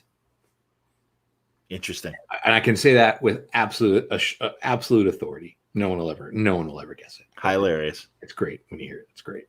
I'm assuming one of the things you're banking as far as scripts, sex criminal stuff, or I have I have the ending to write, and I'm putting it off because I'm not ready. But yeah, we're at the end of the road, and I'm not quite ready to go down it. It's weird here that we're at the end of the world. I'm writing a lot of endings. All of the stuff is ending right now, and so there's a psychic thing happening. This happened to me once before, and it was really difficult. And I was looking when my dad died. So cancer went through like our family like wildfire a few years ago, like about 5 years ago. And that was a moment where I was finishing all my Marvel stuff, and that first wave of Image stuff was wrapping up. I was writing endings and going to funerals. It was just like a fucking bad year. And this is a kind of a similar circumstance where there's a lot of bad shit going on outside of my house, and all I'm writing is endings, but I'm trying to approach it with a kind of accrued wisdom, and experience that maybe I didn't have the first time around. So it's kind of a super heavy time, but I'm not ready to, I'm there. It's done. I just have to type it. You know what I mean? Okay. So, but I'm not ready yet. I want to hang out with him just a little bit longer. No, I understand, man, and I'm so happy for Chip on the writing side. And good Lord, it's been a pleasure. I mean, Daredevil, and I loved his Invaders. I really loved his Invaders. Holy shit! Yeah. That was outstanding. David is asking if there's a new release plan for Adventure post-COVID. David, if you can tell me what things look like post-COVID, I can tell you what our plan is. Yeah, man. I talked to Declan Shalvey, and he sent me his first issue of Punisher, which hasn't been released yet, and it's like, he's, I don't know. Who knows? But listen, I'm steadfast in that belief, man. People are going to be starving. We are going to bank shit and just pump it out. That's awesome. And I think after things like, it was nice to spend time with Adventureman, because it is a, I wanted to write Wonder Woman for Tallulah for my daughter, and realized DC's never going to let me write Wonder Woman. And the first time I tried, it came out like Odyssey, which is not for kids. It's barely for adults. But I had that in my head, like, no. I want to write something for Tallulah. I want to do Tallulah. I want to give her a superhero adventure story, like specifically for her. And and so there's a it is a comic that you could give a 10-year-old, and not give them nightmares. And so it's a optimistic, forward-facing kind of adventure book, and it's a lot of fun. It's fun, and that's kind of unabashedly and unashamedly and unapologetically, like it's and again, tonally different from everything else I've ever done, but like just bright blue sky kind of, Raiders without the face melting kind of stories. And it was nice to be able to go there in the middle of all this for a little bit. I can appreciate that. It's crazy. I'm talking to, unless something happens, and it's a good tease to let everyone know, talking to Jeff Johnson for the first time in 10 years tomorrow. Oh, wow. Right on. And he sent me, God, he was still writing Green Lantern. That's the last time we talked on Word Balloon. But that said, he was very kind, and I got to preview several of the new episodes of Stargirl. Mm-hmm. And I'm really excited for this show, because it is, there's still, there's tension and there's conflict and certainly some dark stuff in there, but it's so greatly Smallville optimistic as well. Hmm. And it is this young hero, and she's on her journey, and she's got a little baggage. Everyone, everyone's got a little secret past, but it's even brighter than Smallville was as far as the Kent farm and going to school and stuff. Right. And there's a lot of humor in it, and it's fun, and I'm really glad. Great. So yeah, I really think for these times when it debuts, it's going to be this great, like, oh, look at this nice bright show and happy show that we can watch. Yeah. The flip side is I can guarantee you there's going to be about 40 really shitty social distancing comics. And don't. Oh, it's just not. Trust me, you don't have anything interesting to say about it. None of us do. There's a writer's tip. So, Matt, have you, and forgive me for not paying attention specifically, but I'm sure you're involved in this Creators for Comics, and are you like... Yeah. Me and Brian and Kel are having a virtual dinner with there were two fellows who were dueling to the death at the deadline, and we took the price at midnight and went to the two of them and said, we'll if you're, we will give it to you both at the price of midnight, which was at that point several $100s lower than they had gone. If you'll both accept it at that midnight price, we'll do it for each of you. So we're going to do a couple of dinners. And then like Kel auctioned off, she got her Captain Marvel crew jacket. Wow. Which is like a legit Army flight jacket, or Air Force flight jacket. Like it is a beautiful. And it's so like she auctioned that off, and so we're gonna do like some kind of virtual dinner of some sort, and there's some cooking component. We're all gonna make the same meal, I believe. Oh, that's fun! Oh, that's great! Excellent, man. Yeah. So did you? And forgive me, but I wished I still had Twitter, because I could have been more proactive and forward facing. Well, I understand. Hey, man, I'm there because of the podcast and to promote things like what we're doing right now. Sure. I really think if I didn't have the podcast, I would not be on social media to the extent, just because dual-edged sword. I mean, there really is some great things happening. I've met a lot of lovely people, and it really is encouraging the nice words that people have said about me, and really even like losing the radio gig, and so many people just stepped up, fans and creatives and stuff, and it's like. I was like, God damn, man! Thank you. People give a shit. I'm aware that there is a lot. There's a lot of good things and good people that I miss, and that there's also just to be vulgar, disrupting my own career, doing like, I'm sure I'm not moving units the way I could be had I a strong and vociferous social media appearance. I also believe that you got to put your own oxygen mask on first before you help other passengers on the plane, and that's I need to put my oxygen mask on. So I understand, man, and I think again, I'm glad that you're still, experimenting. I mean, that's the fun thing. And even doing it, working for DC, back to Jimmy Olsen in terms of, story pacing and stuff like that. And I mean, honestly, how much of that is organic? Like doing Iron Fist and as interesting as the storytelling got, did that happen after time and realizing you can go to David and the others and do something special compared to where things started story wise? Because I mean, you had some really cool ideas and stuff, but then when you're doing a whole thing about Pizza Dog and some of the other kind of crazy tangents that you guys went off on. Well, I mean, I always know where I want to go, and I don't know how I'm going to get there necessarily. And I knew from working with David on Iron Fist, I knew what he was capable of. And I knew, so I kind of, yeah. But okay. Like, I also know where I would have gone had Defenders been allowed to go where it would have gone, but it didn't. And so we tried to make as much sense of it as we could in 12 issues. But like, I knew I had more road I would have traveled, Sure. I think I had Hickman's Shield had wrapped up when it was supposed to. I probably could have stuck around on Iron Man like another year, but didn't. So I didn't. And there's almost with the work for hire stuff, with only a few exceptions, I haven't been able to get to where I wanted to go. And a lot of it's just writing into the strength of the artist. nobody else could do that dog issue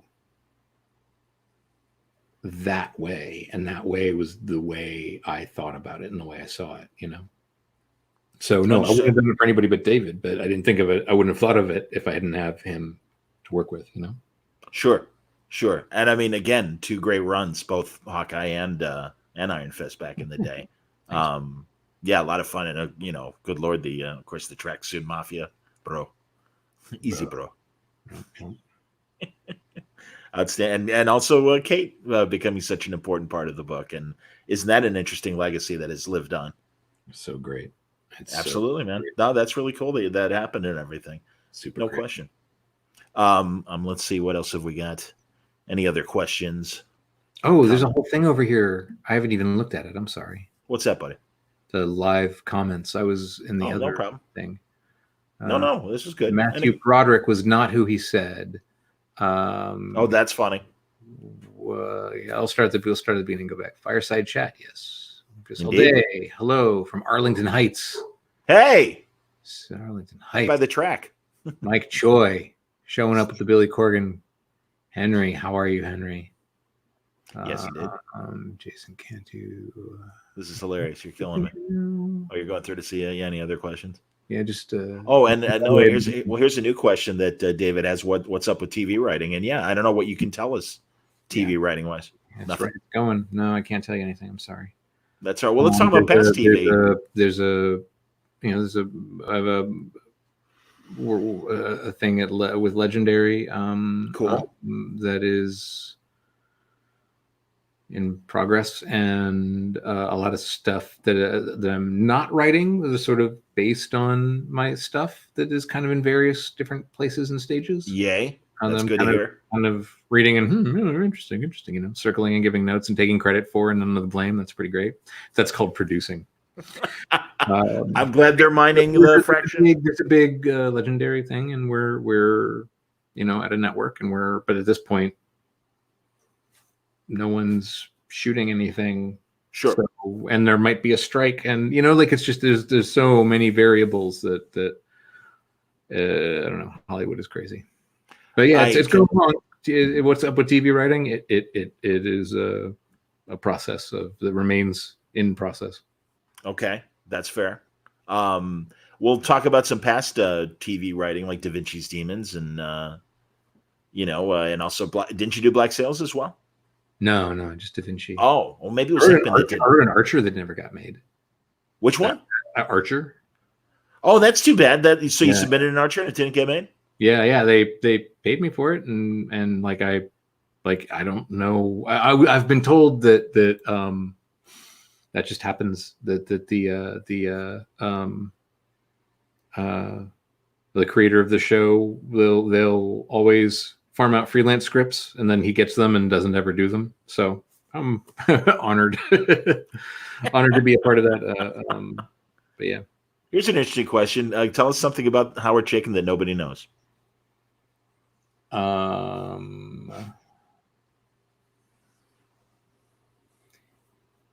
People probably know this. You can mention to him any musical number from any Broadway play post-war to present, and he will start to sing it for you. This is true.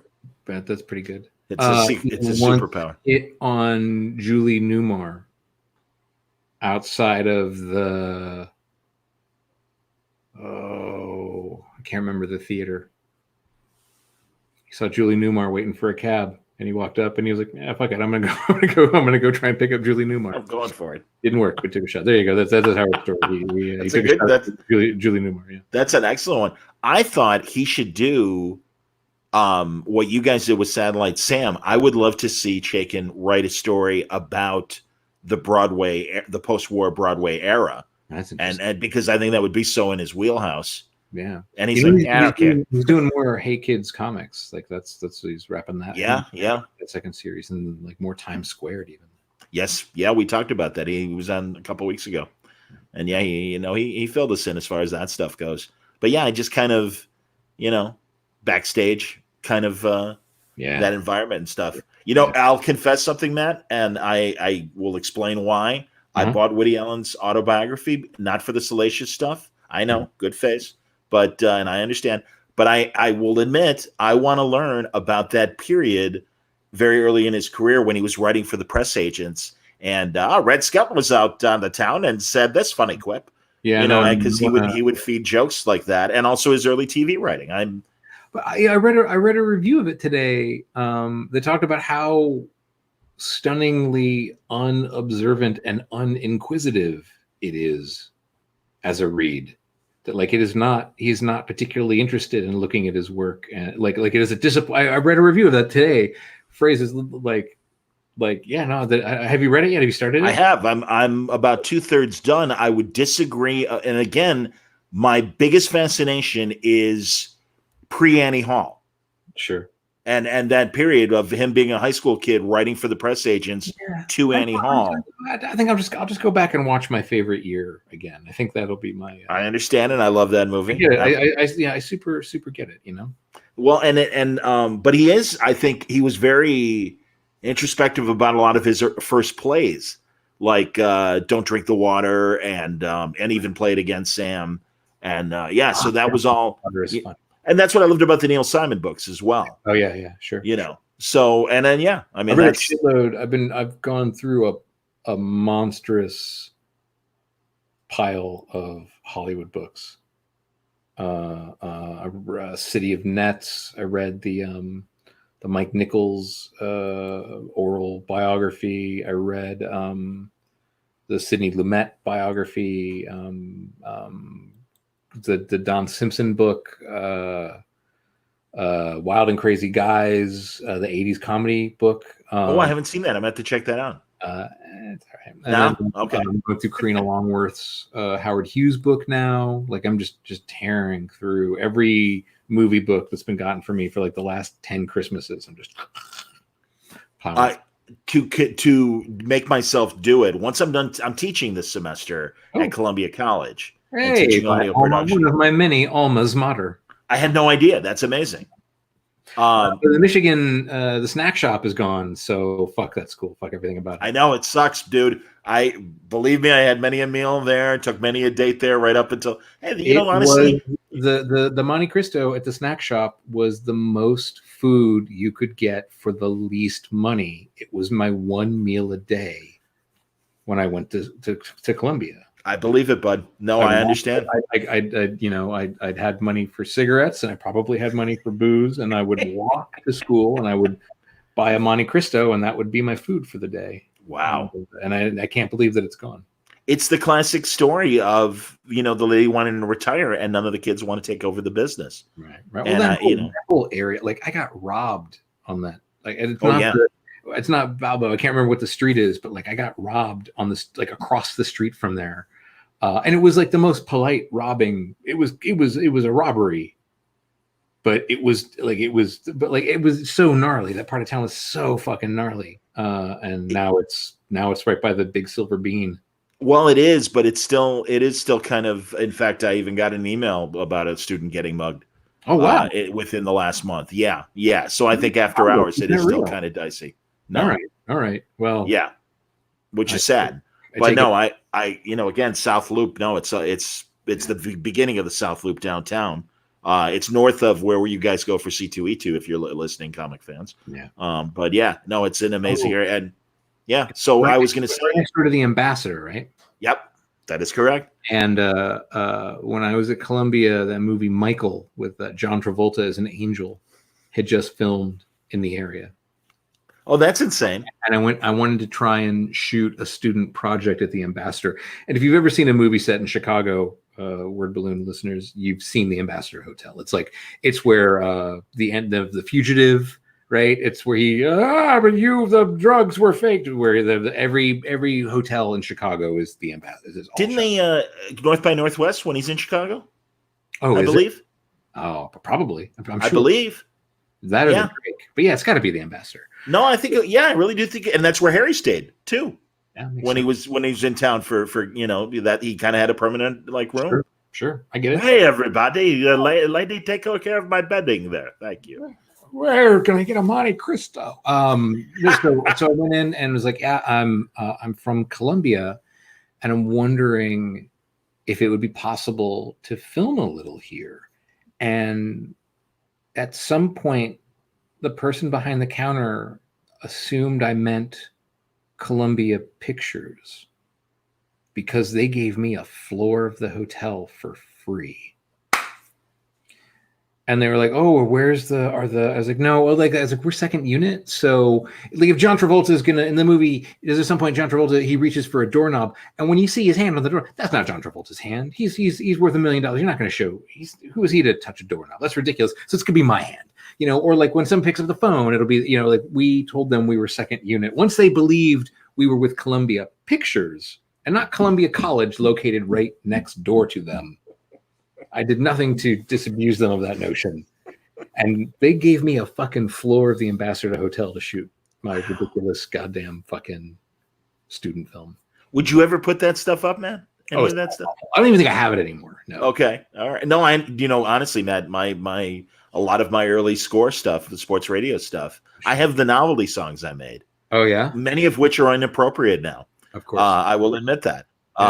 But that said, no, I really wasn't happy with the way I was doing interviews until my last couple of years at the Score. And as Sporting News, it was okay. But I was going to say about Katrina Longworth, and the reason why I brought it up in terms of teaching, once I'm done, I really want to do a narrative podcast like she does with You Must Remember This. There's a show that I actually like more than You Must Remember This. Tell me.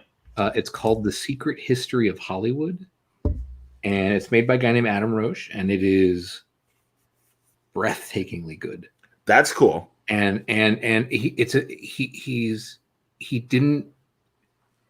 he's gone back and changed it now. His first season was called Bullets and Blood, and it's a parallel history of the Warner Brothers and Jimmy Cagney. And it is, but like he would put out, it was 4 episodes, one of which was 13 hours long. So like he kind of had a learning curve. Like, oh, this episode's 4.5 hours. This is 9 hours, 13 hours. He's cut it now into 20 episodes or whatever. Okay. That his second big season was a Val Lewton life story. And I saw that season. Yes. It's going to be Cary Grant. I'm sorry, but what third season is Cary Grant? Pardon me? Yeah, the new one, the one he's working on now is Cary Grant, and I'd like to see that. On Patreon, and he just made the first Cary Grant episode available. I haven't listened to it yet, but exciting! I'm excited for Bogdanovich's podcast on Turner Classic Movies. Good Face. Fuck out of here! Really? End of the month. It's all the stories, and I can't wait. You take his kerchief off so it doesn't brush against the Blue Yeti microphone. Yes, when Orson and I talk. Hello, I'm Peter Bogdanovich. Oh my God. But he does amazing impressions. He does a great Cary Grant. Great Hitchcock. Great Orson Welles. I share that thing with him where I don't mean to do impressions. I'm just a mimic, and I moved around so much. Who are you talking to, buddy? And people still bring up. Back in our early fireside chats when Drunk Orson Welles and John Huston would have their conversations. A little farm that grows in great shows. And I don't think I'm going to move. I'm on my mark. It's your camera that's not on its mark. I was going to, before I realized that this was video, I was going to do the entire podcast as Bane. I would have been fine for that. My premise was going to be that I finally got through my backlog of motion pictures, and I've seen the final Christopher Nolan Batman film.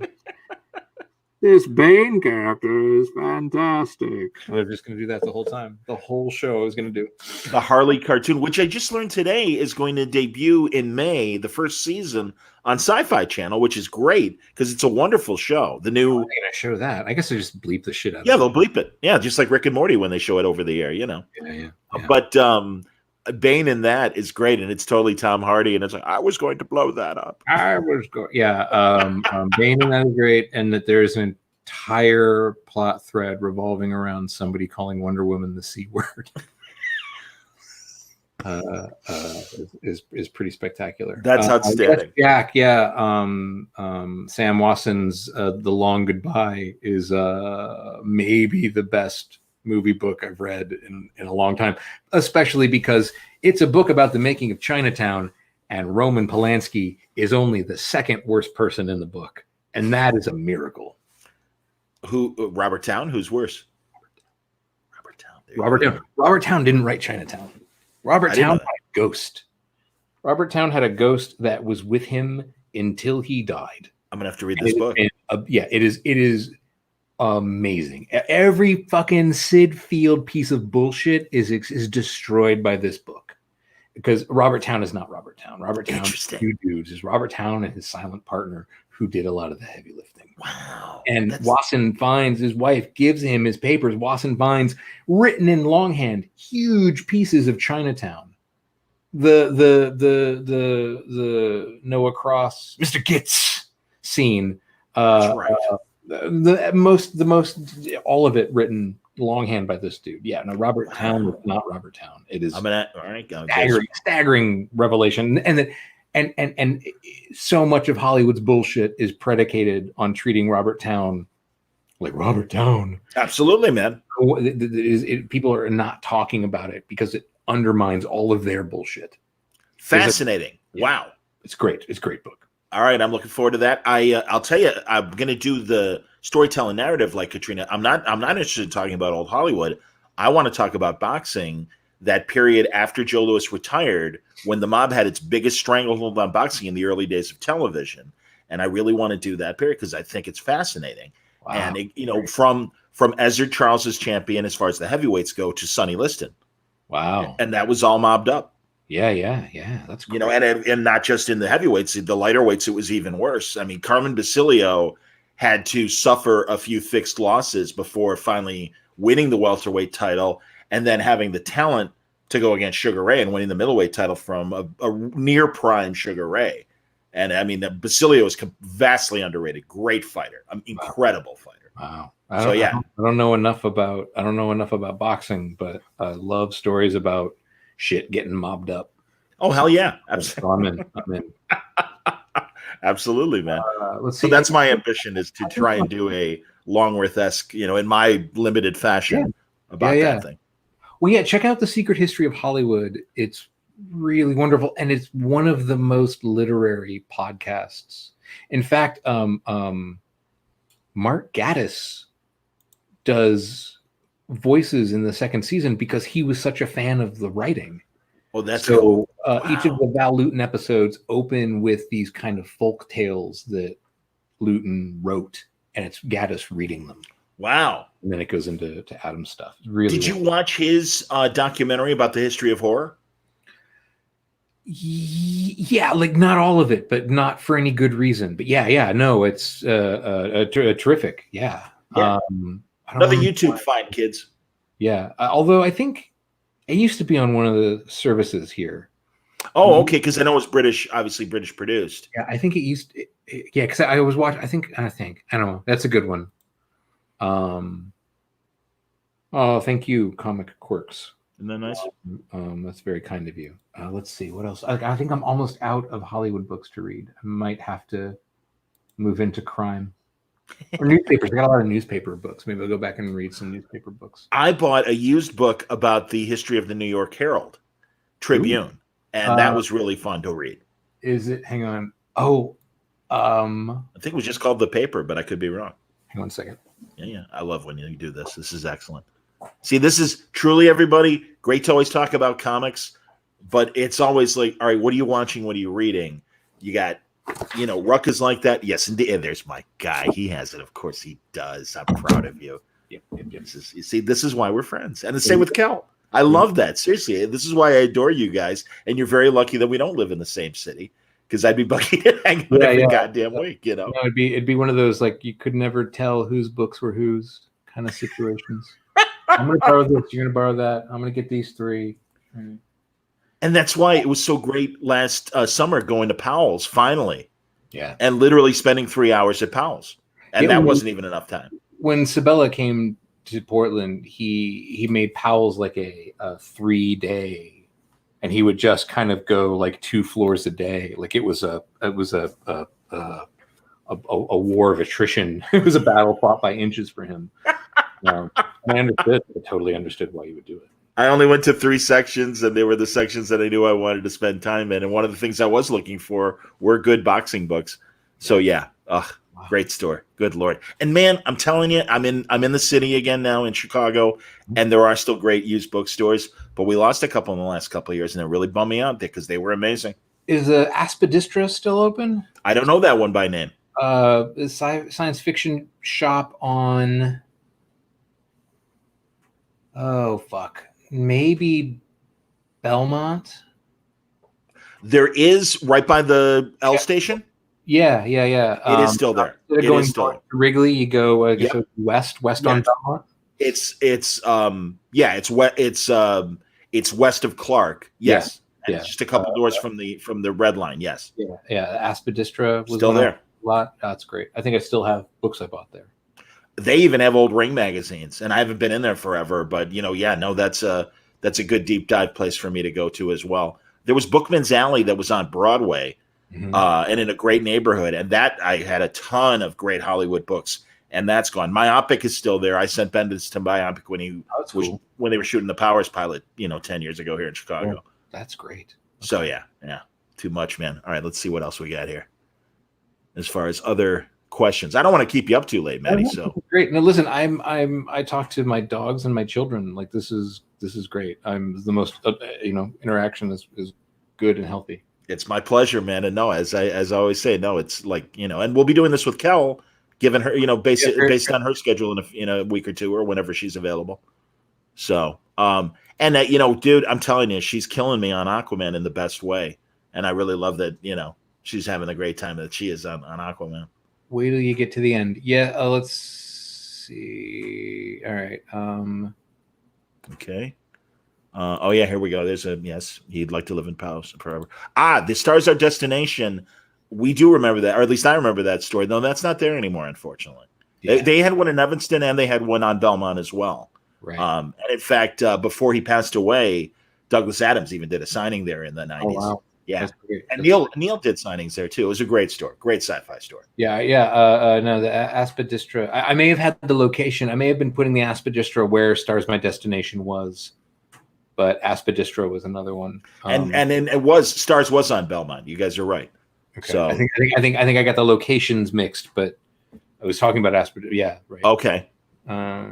Here's Hollywood Desperate's Friends at Large with Houston. The author of Secret History of Hollywood, his name is Adam Roach, Roche, and it's a podcast. Secret History of Hollywood, everybody, yes. Yeah, you can see the book here. There's a tour. And then there's more over there. Attaboy. This is what we want. Don't give up the shit. There's the content. There's the content you're starved for. You're killing me, man. That's my downstairs. That's very awesome. And here a guy. Yes, indeed. Howard's adaptation was my gateway into it. Oh, sure. It was a sci-fi store named after the Alfred Bester book. Absolutely, man. I love, dude, and it's old pulp fascinates me. It's tough to read because it really is written for a different era, but all those ideas are just incredible. From Doc Smith and the Lensmen to Walter Gibson's Shadow and the great Doc Savage ideas. Again, not great stories, but great ideas. There's a farmer Adventureman came from this book. He did a concordance for both Doc Savage and Tarzan. Yes. It was called His Apocalyptic Life. Doc Savage's Apocalyptic Life, yes. And it was sort of like, well, if you were Doc Savage, you would have this for breakfast. And, it was, and like Kingsley Amis did one for James Bond. Yes. Was that Colonel Sun, or was Colonel Sun his straight up Bond novel? It was a novel. He did a book called like Every Man His Own Bond. Okay. I'm going to have to find that. I might be upstairs. But it's very much like, well, if you're James Bond, you eat this for breakfast, and it would be like cited. Well, that was in this book. He ate this for breakfast, and this book he ate that for breakfast, and he drinks this, he does that, But yeah, so Farmer did one of those for Doc Savage. It's kind of my favorite Doc Savage book because it's just all the hits, right? Yes, it's just the cool shit. All the ideas. I like the Spider a lot. The Spider has a kind of almost like a Mickey Spillane kind of prose, kind of prosody and velocity, honestly. Speaking of Spillane, he created this character for comics, Johnny Dynamite. Right. Max Allan Collins, I think, did some, right? Yeah, absolutely. And Terry Beatty. Right. And they crossed Johnny Dynamite with Ms. Tree. Right. And I had Terry Beatty because the original, and I always get his name, is it Pete Morisi, I believe, Pam, as he would sign his art for Charlton.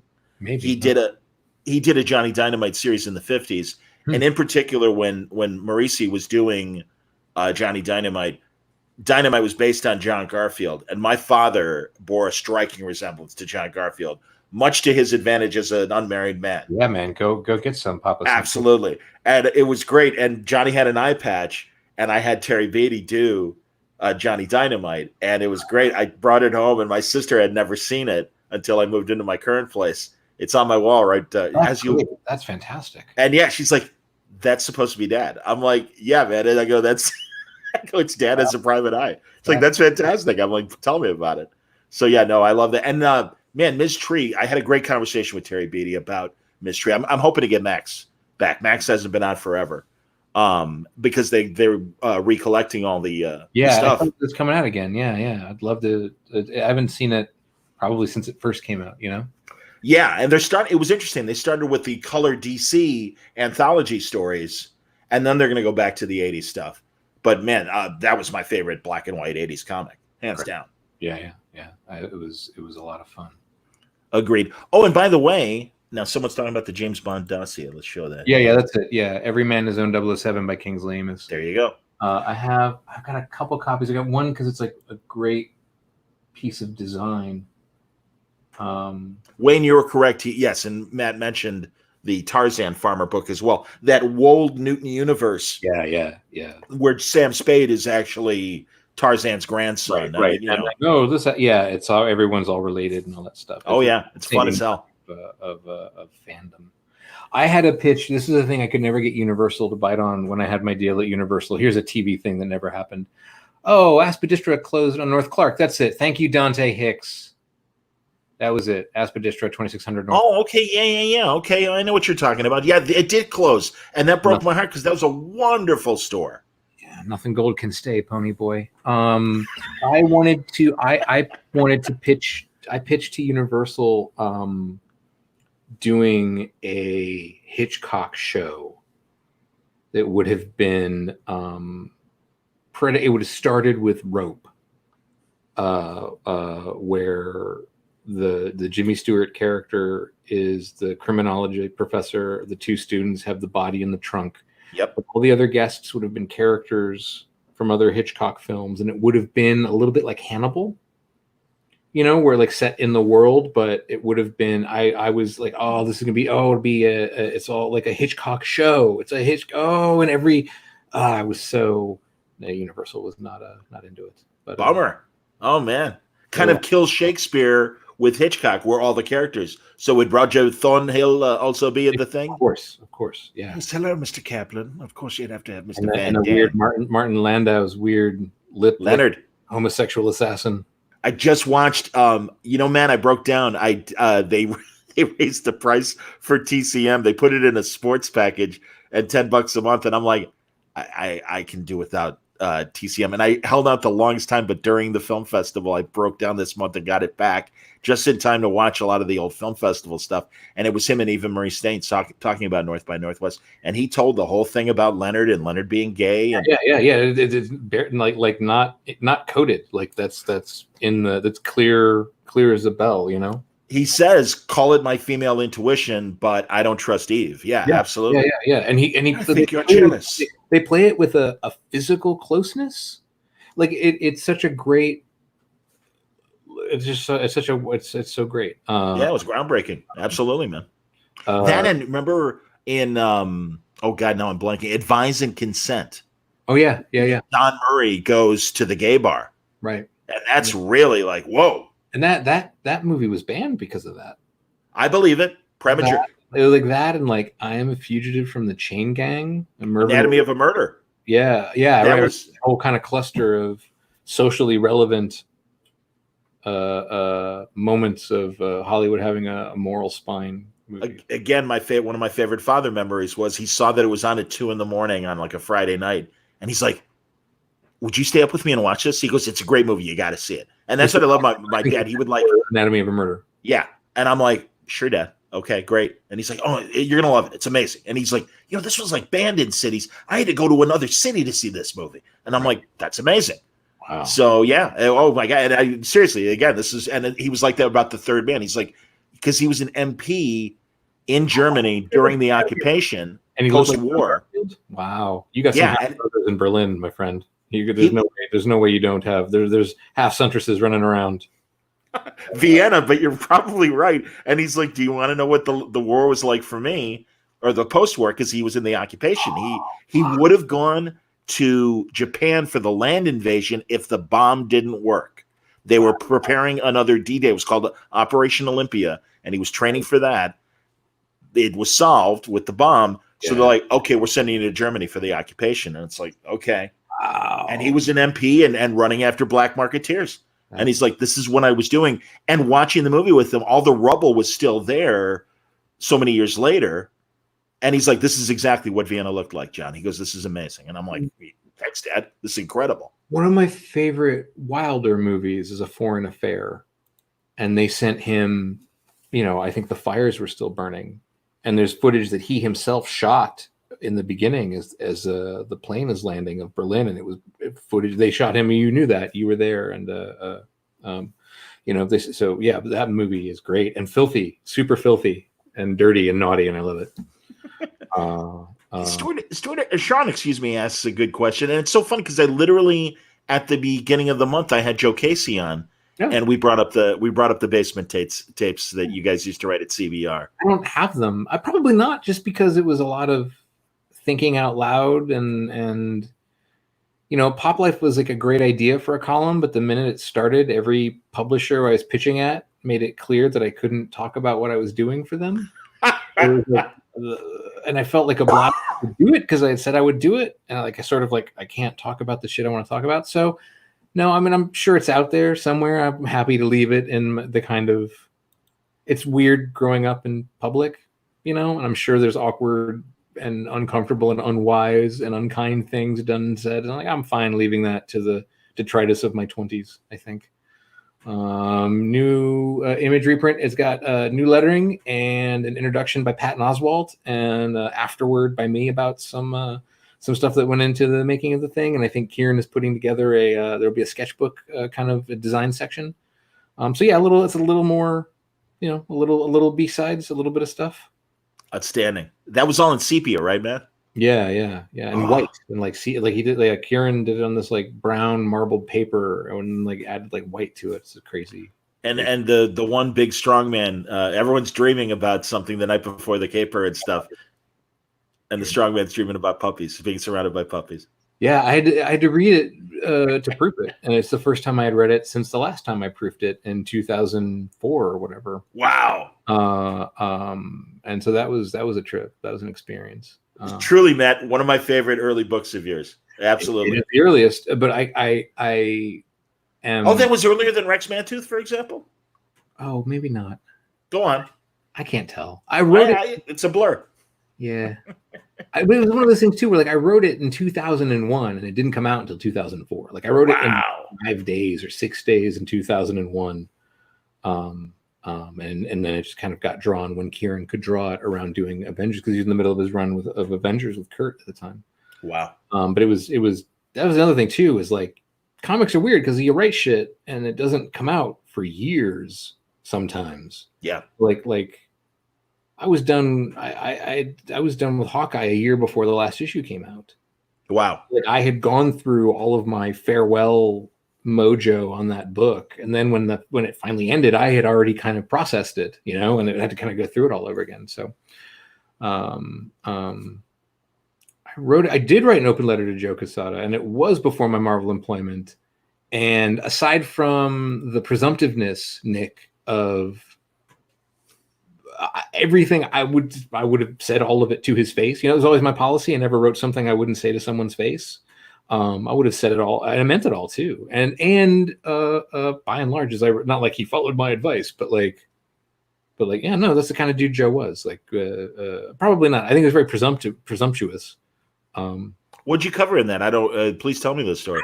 I don't. I remember one thing I said was like, "Hey, when it turns into a job and it's not fun, it's time to go." Yeah, and I can relate to that. I can say this: I don't think it ever turned into a job for Joe. You know, I think there's a part of Joe that still would be editor-in-chief. You know, for people watching, if you don't already know, and I'm betting you do. Drink and Draw that Dave Johnson and Dan Panosian are doing, they get some incredible conversations as they're all sketching these beautiful pieces. And the episode, I don't know if you saw it, Matt, but they had Dan DiDio and Joe on at the same time, and them kind of sharing war stories. And it's on YouTube, kids, so please watch it. How long ago was this? What's that? How long ago was this? Like literally just a couple weeks ago. Oh, like after Dan had been... after the exit. Oh yeah. God. Oh yeah! Wow, I can't wait to hear that. Oh yeah! No, I was really. I'm proud of Dan for wanting to speak, and it was. Yeah. You know, I mean, it was. I mean, you know, all right, the bodies are buried over here. Start digging. It wasn't like that, but it was. It was reasonably candid for a guy who just left the job, and I really appreciated that. And also Joe's. You know, Dan even expected to leave a couple times prior to this. Yeah. That was interesting. That was. Yeah, he said, intimated as much to me, and I don't even think. I think his longevity surprised even him. And that's what Joe talked about too. And again, no, they really were kind of in that great way that I think Shandling and Seinfeld did on Shandling's Larry Sanders DVDs, and they have this incredibly intimate conversation. And even though Shandling was doing it on HBO, but them both being on these really hip comedy shows and the pressure of really cranking it out, and certainly Shandling, even though it was only 13 episodes a season and everything, you know, I know I got to meet Rip Torn. What a fucking 13 episodes! Hell yes, and I got to meet Rip Torn in between the second to last and last seasons, we spent the night. It was fantastic. I mean, not literally. We woke up the next morning arm in arm. You put it. I love you too, Johnny. We took him to a Bulls game, back to the Bulls. And he got to meet the team in the locker room. We took him for a great steak dinner, and it was all great stories. And we're like, "What's going on with season 6?" And he's like, "You know, Gary just kind of pours over these things, and they got to be perfect before we do it." The Gary Shandling's diaries that came out. Amazing, so heartbreaking. Right, I know, Brian, and I'm sure you guys were having the same conversation. It literally haunted me, like weeks afterwards. Just going through that any creative can appreciate the doubt and the self-questioning, and it's an incredible story. And the constant agony, you know? Yeah, I'm sorry that he was never happy. And also, I can relate to a guy who finally gets what he thinks is his dream job in terms of, hey, if I want to be the regular... Yeah, you're right. You get the thing you wanted your whole life, and then you find out it's not really what you wanted. Yeah, and now what am I? Now what's my ambition? Who am I if I'm not that guy? There's a thing that Sarah Silverman said about him that everyone like talked about him as like a Zen student and like, yeah, no, but Gary needed that because otherwise he would have been on fire. Like some people explore it, and some people in like Gary like that, and reading those books, like, oh yeah, no, that's the only thing that kept that guy's head on straight. And having that tragic loss of a brother so young, and also, man, that awkward way. And, you know, my parents were of that generation. And I mean, it was tough. When my mom died, I wasn't able to go to the funeral, but as a 5-year-old kid, they sat me down and they explained it to me. Right. And it's, you know, it is what it is. And I mean, again, folks, is literally 50 years ago, my sister texted me on our mother's death anniversary. And all I could say was, wow. And it's strange how every now and then, and anyone who loses a parent, and I know Maddie can relate. It's, you know, yeah, it's tough, and it's weird when it crops up and hits you. And mostly it's good. Mostly you do have memories. And again, I don't know given how many years you've passed, but I mean, usually when someone brings up my father or mother, it's a great memory and it's fantastic, and they come alive again in a story. I've just recently, and I mean like in the last like since lockdown started, when my father is in my dreams, it's not a dream about loss anymore. That's great. He has begun to show up in my dreams as a character there, and it's not about suddenly a dream about, oh, we're together again, or you know, it's so that is very recently happening. I'm still kind of don't know why or what is predicated. So it's not a pleasant experience, or it is a pleasant no, experience? it is. It's just a very new experience. I understand. When I wake up, like, oh my God, my dad was in my dream, and I don't wake up under that burden of sadness. It doesn't feel like I was crying in my sleep. That's great, buddy. So that's a very recent thing that's happened. For me, the turning of the corner was when I turned 30. The night before I turned 30, I had a dream that I was having dinner with both parents, and it's oh, that's great, man. They saw me turn 30. That's fantastic. You know, yeah, so that's great. That's true. And that's truly, yeah. When I dream of old people in my life that have passed away, it is kind of like, hey, it's great to see you. My God, this is wonderful. Yeah. So it's been, you know, we're creeping up on 5 years for Dad, and it's been a lot of. It's hard. It's real hard, you know. But I understand. It's been a surprise that I've had a couple of dreams the last couple of weeks where it's not been that anymore, which is nice. That's great. Jason, we can relate. And certainly, you know, it's strange. My mom, when she passed away in April of 1970, it was like snowy April. And it's so crazy because we literally just had last week a flash of blizzard. That's my favorite Prince song. You know that song? Sometimes I'm serious. It's my favorite Prince song. I don't know the song. Tell me. It's called Sometimes It Snows in April. It's off of Parade, which was the Under the Cherry Moon record. Okay, yes. It will reduce me to tears every time I hear it. I can't wait to listen to it. And of course, he can relate being in Minnesota. Absolutely, man. Sometimes It Snows in April. They did. God damn, that's amazing. Portland Cello Project did a Prince tribute, and they did that number, and it's such a deep cut. Like it's not a, you know, it's not a. Yeah, it was. I was just like, yeah. That was yeah. My dad. Yeah, all those deaths. Prince was the last of that run of deaths of people that were important to me. It was like 6 family members and Bowie and Prince were like my dad and Bowie were 100 days apart, and there were 2 other between them. So it was like 4 deaths in 100 days, and I was like, I'm done. I'm fucking done. I understand, man. And then Bowie's death hit me hard creatively, and especially Black Star was so great. And ambitious. Knew, and I only knew, and I didn't know, but like I knew when I heard so much of that record and those 2 filmed pieces that he did had cancer ward imagery. Yeah. Yes. He spent time on a cancer ward. You're right. And coming off of that record and having just lost my father, I remember hearing it and thinking, this is going to be his last record. Like there's a menace and there's something, like it was just that beat. Like I was not surprised when it happened, and it felt like, oh yeah, no, that's totally what I thought. Yep, that record was a goodbye record. And again, you're just completely projecting my own stuff, but sure, fuck it, it's my stuff, not yours. Well, but again, no, you're right, and I just I got my Purple Rain tattoo. That's fantastic. Raindrops and my Bowie Aladdin Sane tattoo, and that's great. That's excellent. And again on YouTube, I was watching last weekend Sound and Vision. That was a couple years before Black Star, but yeah. And I was so mad. I was working at the classic rock station then, and because XRT was my 10 years during the score. Mm-hmm. This was the drive, and I asked the program director. I'm like, well, like before Bowie done, I'm like, new Bowie. Why aren't we playing it? Mm-hmm. Well, we're a classic rock station. I'm like, yeah, Bowie is classic rock. So the singles, you know, the reason that Black Star is the length it is it was the maximum amount of time iTunes lets singles be priced at 99 cents. That's fantastic. So like, all right, how long is it? 8 minutes and 49 seconds. Great. That's how long our first single is. That's outstanding. No, he was amazing. Let's see. I have Charlie Varick in every format it has been released in.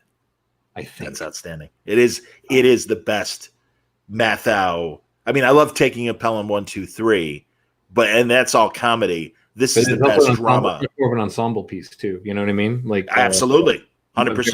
Garrick is a one-hander. Yeah. Although Garrick from Deep Space Nine, and I'm forgetting the actor's name, was the little weasel. Renee Auberge. No, he was a Cardassian. Right. Andrew Robinson.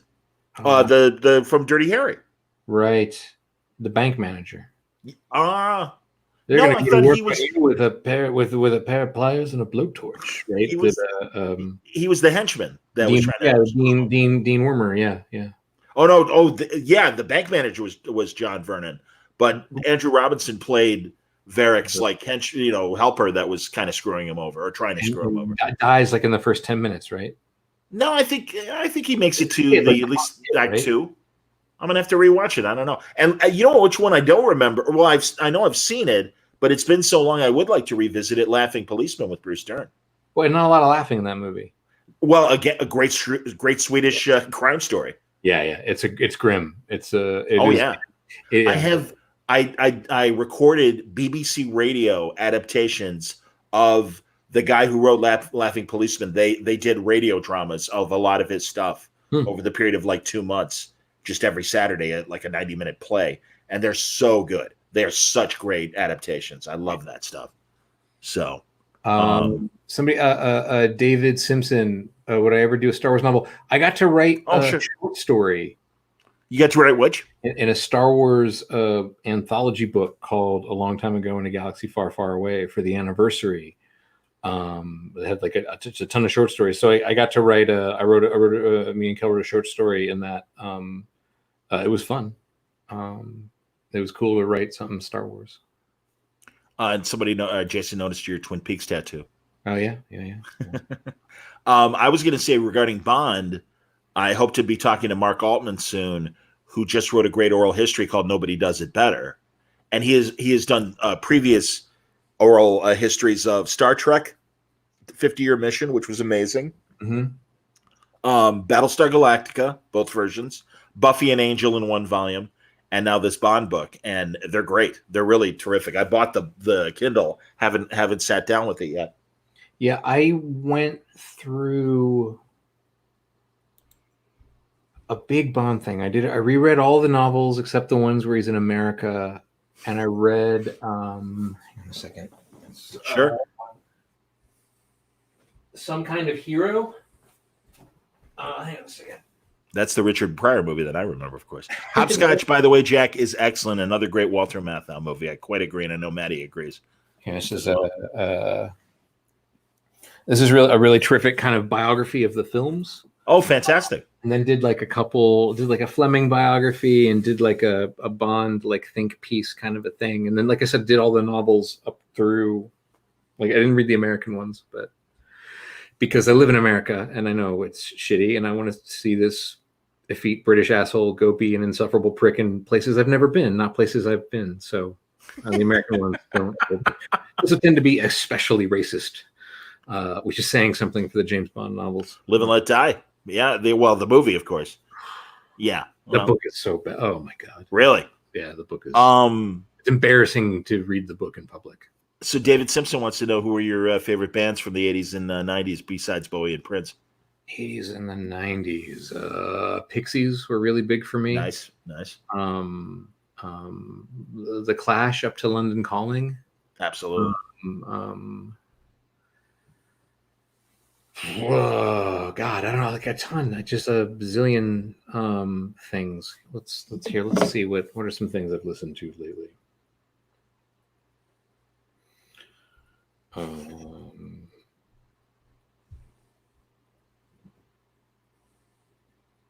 The Beastie Boys. I'm really psyched for the Beastie Boys movie tomorrow. It's on tomorrow night. It says the early release tomorrow night. Which channel? It'll be Apple TV. Oh, fantastic. I have Apple TV. Matt, have you watched For All Mankind? No. The astronaut show. No, and I know it's on the list. I know. Oh, because and then I think I DM'd Kel about that, wondering if she had seen it because of her shared fascination with No, I although I did. I think you guys are gonna love it. I did reread The Right Stuff. Of course, sure. And there's a BBC podcast called 13 Minutes to the Moon.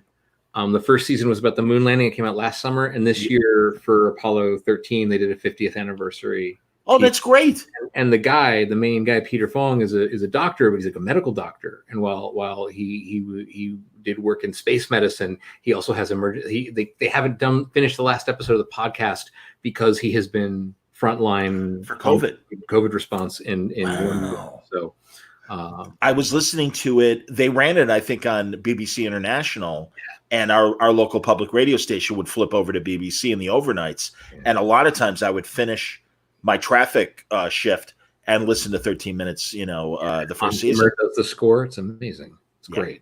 Super great. Yeah. No, that's an excellent show. That's really cool to know. But yeah, I think you guys are going to love For All Mankind. I really think so. Psyched for it. I'm super psyched for it. Well, that's good to hear about the Beastie Boys thing. That's the one I'm most interested in. I'm sorry, say again. More than any other Apple shows, that's the one I'm most interested in. The Beastie Boys one. Oh, the For All Mankind, and then. Oh, I see. Okay, now I'm with you. I still want to see the morning show. I haven't made time for it yet. But Yeah, I'm curious, but it also feels like there's stuff I want to watch that I know has there's stuff I'm not to the point where I'm so through all of my cues that I can go into curiosity watching yet. I still have, shit I feel like compelled I need to see. So I'm with you. Sometimes to get through this, and also doing the editing that I'm doing for the podcast, the audio ones and stuff, I find I put on wallpaper video just to be in the background. I can't focus on a new show. There's a physical store that there's a film restoration company called Vinegar Syndrome, and they have a physical store. And I bought this I just got this yesterday. I have to show this to you. You're gonna kick out. Yeah, I'd love this. Matt, honestly, as you know, this is the best part of our discussions, as far as I'm concerned. I don't really give a shit about the comic book stuff. It's the goddamn honest truth. All right, I'll read November. Fine. Here, this is a series of 5 DVDs called 42nd Street Forever, and it's just trailers. Fun. Let's see. This has the trailers for The Undertaker and His Pals, Flesh and Blood Show, Women and Bloody Terror, Night of Bloody Horror, I Dismember Mama, Blood Spattered Bride, Corruption, The Butcher of Binbrook, Ginger, Italian Stallion, Cream Puffs, The 3 Dimensions of Greta. Hard Candy. Oh my God, this is so great. This is 128 minutes of trailers, 121 minutes, 101. Yeah, I'm just going to tomorrow, basically just have these running at my desk all day. So I helped keep a store I like open a little bit, and now I'm just going to watch a bunch of garbage. That's excellent. Have you seen that DVD documentary about Italian crime movies and that whole period in the early 70s when so many American actors were coming over and not doing spaghetti westerns, but were doing Godfather knockoffs and everything? What was that? What was it? I can't remember the name of it either. But it's really great. Not Antonio Banderas. I forget his name. The Hispanic actor who was at Trump's rally, and his father was a big 70s grindhouse movie star. He's in it, and they show footage of Henry Silva's in it because he was still alive, I think, when they made it. Oh, I gotta find what that is. I gotta check that out. Oh, it's amazing. Woody Strode made it like a cop movie, and a Bullets cop movie and stuff. Yeah, wow. No, I gotta dig that up. Really interesting. I haven't seen the Corman thing on Shout yet, but neither have I, and that's good to hear as well. I want to check that out. Oh, he's amazing. Yeah.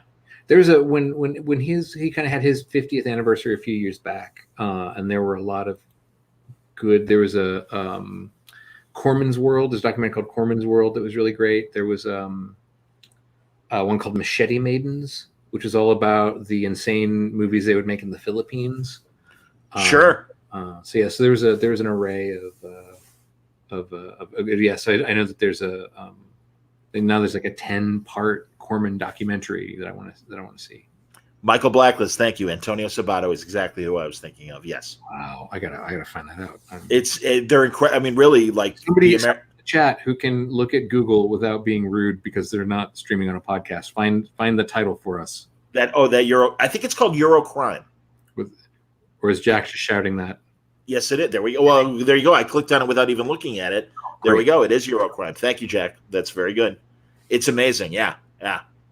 So I have my pocket of Hilary Barta, Jim Terry, wonderful, another wonderful artist.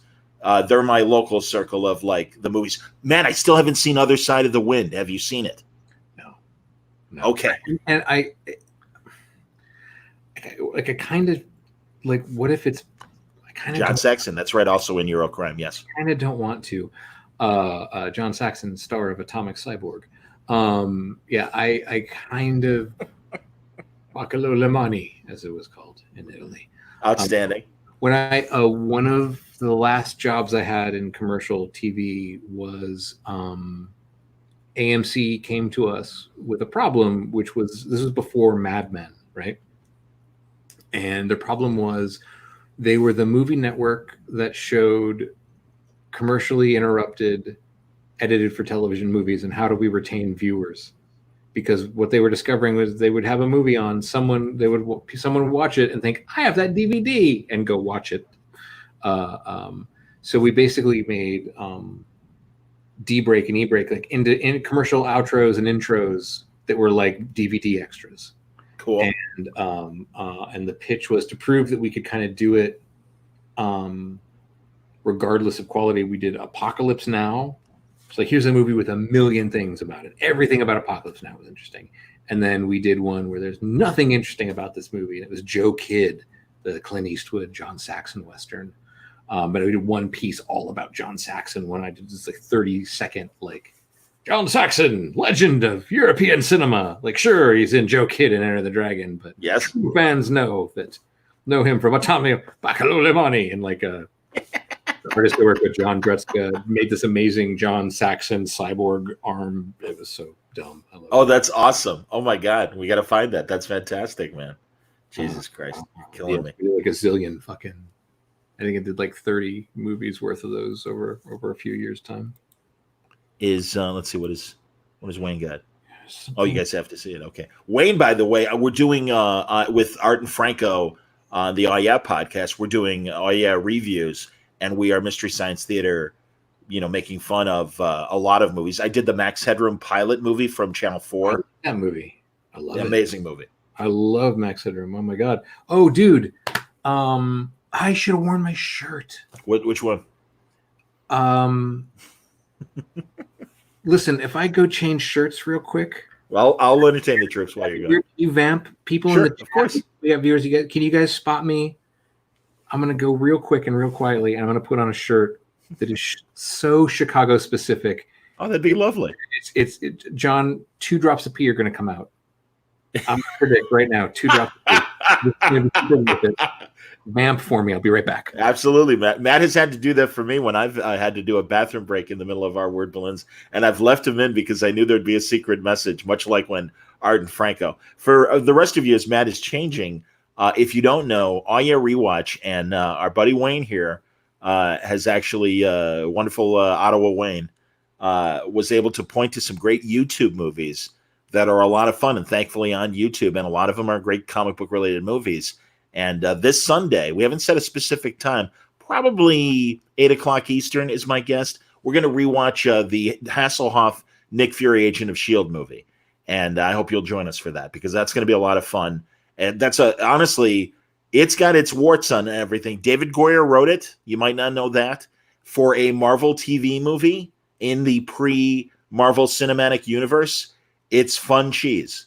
And if you've never seen it, it's on YouTube. And that's one of the reasons why we're trying to pick movies that are on YouTube. We'll do streaming movies as well, but we wanted to do movies that have the best opportunity for everyone to see it, because not everybody has Hulu. Not everybody has Amazon Prime. Not everyone has Netflix for that matter. So that's why we're doing it. And yeah, we're having a lot of fun. There's my guy, Skokie Spidey, joining us, one of our other co-hosts of the Oh Yeah Rewatches. And as we call him, Mike Campoboso, his real name, but he goes by Skoke Spidey, and he's very, very funny. So yes, Dante, that's right. Matt is doing a Tex Avery right now. So yeah, good stuff. Let's see some other questions. Loving this video interview. Thank you. Any more? Of course, more planned for the future. Someone asked earlier if Jeff Johns was going to be a video interview. Unfortunately, not a live streaming one. We'll see if I can coax him to doing video delayed. We're going to talk about the Stargirl TV show with Jeff. That's the plan. I do want to talk comic book stuff as well. It depends how much time he is able to give me, because despite the shutdown, he's had a lot of meetings, and we've had to even reschedule our eventual talk a couple times leading up to tomorrow. But man, I'm telling you, I can't say enough great things about the Stargirl TV show. It is amazing. It is so great. JSA fans are going to go nuts. All the great Easter eggs in there. Luke Wilson is so good in the show, and a great surprise in that same way that Timothy Dalton was on the Doom Patrol show, if you guys have seen that. And I'm really glad that it's going to run on CW as well as on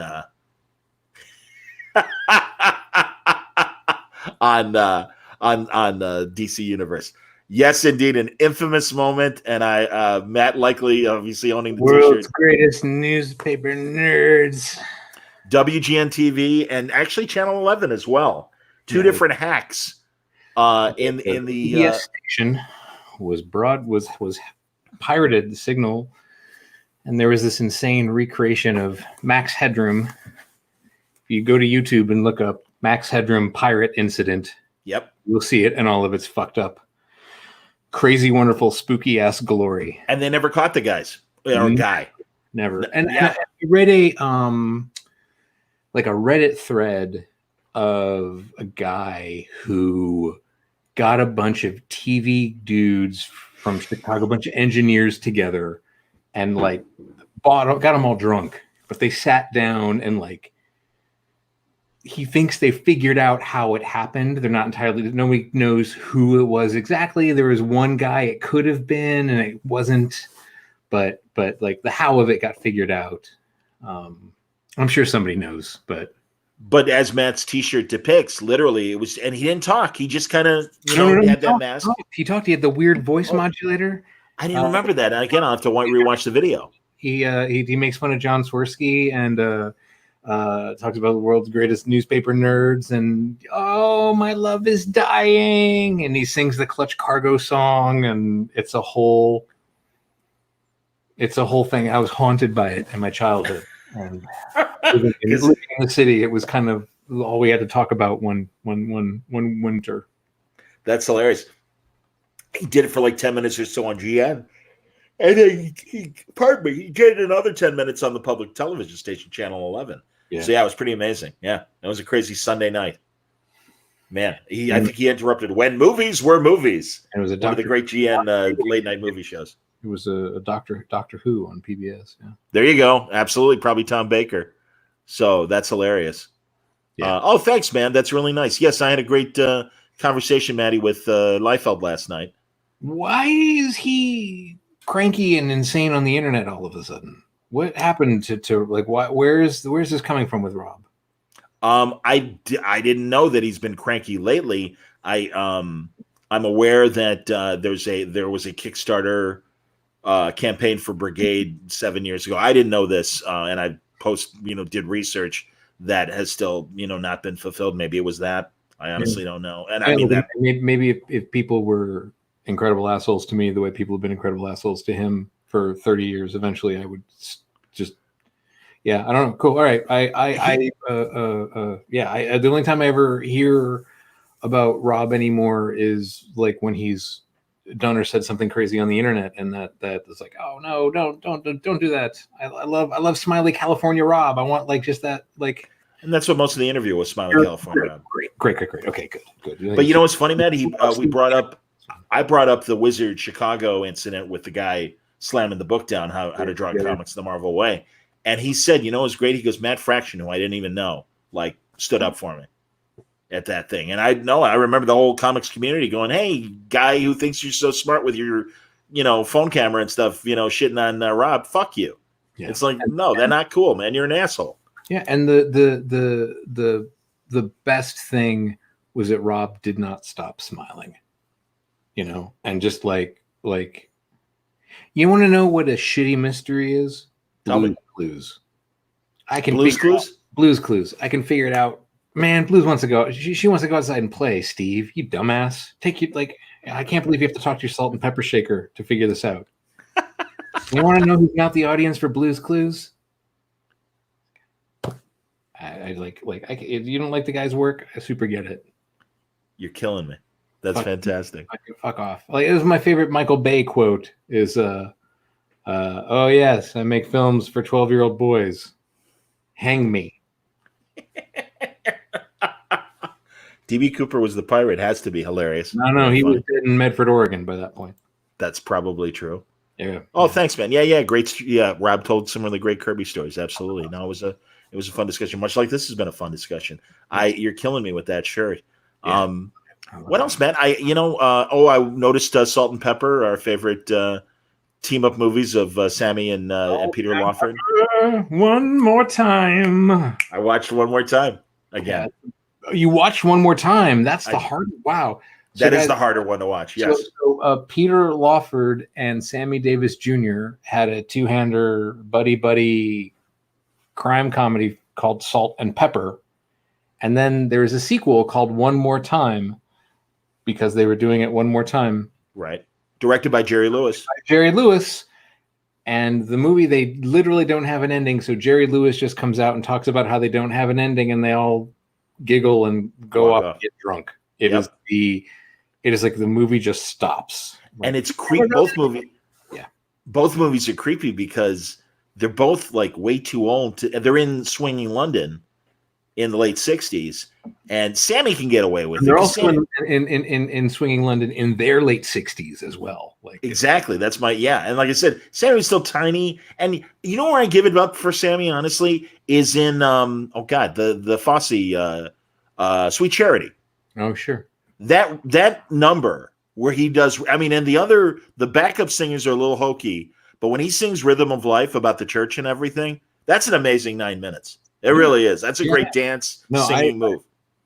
I was thinking about, did you ever see it was a Rat Pack movie with Ray Liotta as Sinatra? Oh, yeah. Was it Joe Mantegna as Dean? That's correct. And Don Cheadle was Sammy? Yes. I don't remember who played Peter, but yes. And Go on. Cheadle has a musical number where he's just taken as many black guy jokes on stage as he can and has a kind of fugue state where he does an amazing musical number in front of a giant light up sign of the N-word. And it is an entirely unmemorable film except for that 2.5 minutes, which is an indelible, astonishing performance from Cheadle, doing not just doing the dance, doing the song, and like a visual moment, and then it coming back to Sammy on stage and having to laugh it off, and is like, oh, there's this A+ moment in a C+ movie. Like, I love when that happens. Agreed. I absolutely agree. The documentary, the American Masters Sammy documentary, I thought was really excellent. Did you watch? We may have talked about this last time. Did we talk about the Comedians in Cars with Eddie Murphy and Jerry Seinfeld, where Eddie talks about Sammy?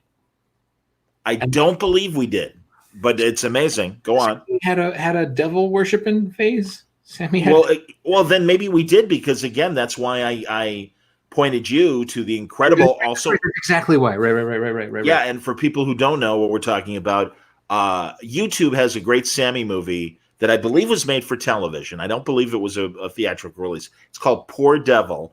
Sammy was in the infamous Church of Satan, which was a big thing in the late 60s and early 70s. I've never got into the minutia of the Church of Satan. As I understand it, it wasn't true devil worshiping, but it was leading a hedonistic life. Yeah. And but this movie, Poor Devil, is kind of like It's a Wonderful Life, but with demons, where Sammy is a demon trying to get Jack Klugman's soul. Odd Couple era Jack Klugman's soul, and Christopher Lee plays the devil in the movie. It's amazing, and it's so worth watching because again, here's some hijinks. Here's a demon. Maybe it had to have been made in response to Exorcist. Devlin. What's that? The Little Devil and Max Devlin. Absolutely, yes. The Bill Cosby, Elliot Gould movie. Yes, from the Disney Plus lineup launch. Is it in there? No, it's not. Okay. So it's one of the verboten. In the South are never coming back. You know what? I'm bummed that isn't there, and I'll point to because again we're talking soon. Jeff John's favorite that's not on Disney Plus yet, Condor Man. Yeah, that is a weird omission. It's not there yet, huh? Not yet. And again, maybe they're saving stuff. Remastering it. They're probably doing that 4K remaster from the 70 millimeter intermediate. They just want it to be right. Because exactly, we need clarity when we're looking at Susan Clark and Edward Herrmann in a faux superhero movie. Fucking Condor Man. Come on, man. I've watched that 10 million times. You're killing me. All right, is there anything else? Yeah, there we go. Oh, yeah, HBO Max. Oh no, the HBO Rat Pack film. Yeah, I'm again. Leota and Montaigne were on the Score, the sports station I worked at, to promote it. And Montaigne was really a friend, being a Chicago guy. Oh, sure. So he used to come on a lot. But yeah, we had Leota on too. And Mark Grace's girlfriend played Judith Exner, the infamous mistress of JFK and Sam Giancana, the mob boss. Wow. Yeah. Wow. Yeah. Crazy stuff. Good for Mark Grace. Man, his wife that was on that Baseball Wives show, which I never watched. Oh my God. She was hypnotic. Seriously, like she oozed charisma and she was a lovely young woman. But every time I'd see her, my nickname for people who don't know on radio was Shaky. And she literally did have that kind of flirty, hi, Shaky. And I'd be like, I'll admit that. So, Maddie, you're killing me, man. This has been a lovely conversation. I'm looking at the time. All right, it's 11:30. You're tired. Are you tired? I'm just getting started. I didn't. Okay, hey, man, we can keep going. God bless you, son. Wardrobe changed before. Come on. That's true. I understand. What else? I'm trying to think of anything else that I'm watching. Or did you like The Boys? Did you watch The Boys on Amazon Prime? I didn't watch The Boys. But again, it's one of those in my infinite queue of shit to watch. Like how about Watchmen? HBO. I fucking loved it. Me too. Beginning to end, I loved everything about it. I loved that it was as disrespectful and what's the word? It was as disrespectful of the source material of Watchmen as Watchmen was to its source material. The interesting the characters, like it was not hagiographic. It was not. It went everywhere that the series didn't go. It's a shame. I think Alan Moore would have genuinely enjoyed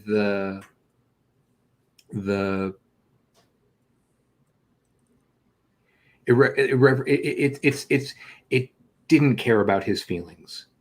It was great. It was smart and inventive in all of its own ways, and had fealty to certain rules and a complete disregard for others. It was just terrific, absolutely terrific. Interesting dichotomy that it was so strong about the Black perspective in the Watchmen universe, and the two things missing from Watchmen are Black people and women in like the heavy roles. There are 3 characters of color and about 4 women, and they do very little. And to centralize them in that story and that world, and to grow the world as intelligently as it did, like fucking wonderful. But that was interesting on one hand, and then during the Ozymandias story, to have Dr. Manhattan create a race of white people that essentially were slaves and really disposable people. Yeah. So, that was really interesting. So terrific. I hope there's more. I don't think there is. I think Lindelof said. I'm sure HBO's backing up the truck and saying, "Give us another season." I almost hope there isn't because it really did end so well. But I think like if Lindelof was more producerial and handed it to an Asian woman to make, all right, here's season 2. Go show me what you look. You know what I mean? Like some, you know, I can't. I felt so over Watchmen. Just Going being into it. It's so, oh yeah, of course, but like it's a little bit like Sergeant Pepper. Like I kind of don't need to listen to Sergeant Pepper anymore. I appreciate it and I understand it and spent my time with it and can go chapter and verse with the best of them. It is not a record I reach for on a regular basis. Sure. And it kind of felt similar to Watchmen. And I told Damon this, like he gave me Watchmen back. Like that show gave me the book back, and I was so grateful for that experience. I want to. I don't think that's what you were saying, Matt. Someone was asking if Jack was asking if you had any crime or Western comics ideas, and then David responded. He said he wasn't interested or excited by comics anymore. He gets that excitement writing for TV now. I think you misunderstood, David. Or I think David's maybe talking about Grant Morrison. Well, I am very excited by comics. I write comics. I guess so. First and foremost, and we'll never stop writing comics. And am sorry, David. Excited by comics. Okay, because I guess so. Morrison said on the, I don't know what the Swim podcast is. Like it did back when Vertigo started. You can do whatever you want to. Original voices are prized. Do you have a similar feeling? Interesting quote. Grant doesn't think that. No one in TV thinks that. It's a good line, but it's not the case. I just had Grant on a couple of weeks ago. I think TV now is what American movies were in the 70s. You know, I think it's where the real writing gets done. But agreed. It's it remains a business where there are shareholders and all kinds of, you know. I want to go back. I want to go back. Words or thoughts in anybody's mouth. Say it again, because I spoke over you. No, I said I don't want to put words or thoughts in anybody's mouth. I see. Okay. I was going to ask for more music documentaries, and I want to give you one that I saw on Amazon Prime. Not quite a music documentary, but back to Swinging London. It's called My Generation. It's narrated by Michael Caine, and it talks to McCartney, Keith Richards, several other pop stars, and Joan Collins, all about what it was like being a celebrity during that Swinging London era and living in the city and stuff. And I think it's fascinating. I thought it was terrific. Yeah, check it out. I'll check it out. Amazon Prime, everybody. All right. So there's one. I think David. I think TV. David is more. I think it's where a lot of really interesting writing is happening. I guess I never had the experience of Vertigo, so I don't know what he's talking about, right? And I've never felt like I couldn't do or say something in comics because I always did my own work independently and originally before working for anybody else, you know? So like, I just never had that experience of needing permission to tell the stories I want, you know? So like, I've never not been writing Casanova since it started. So like, I've never felt like I couldn't, if only I had a way to get this out. Like, so I don't quite, I guess, share the frame of reference. I think there's a lot of really great writing happening in TV now, to be sure. And look, it's a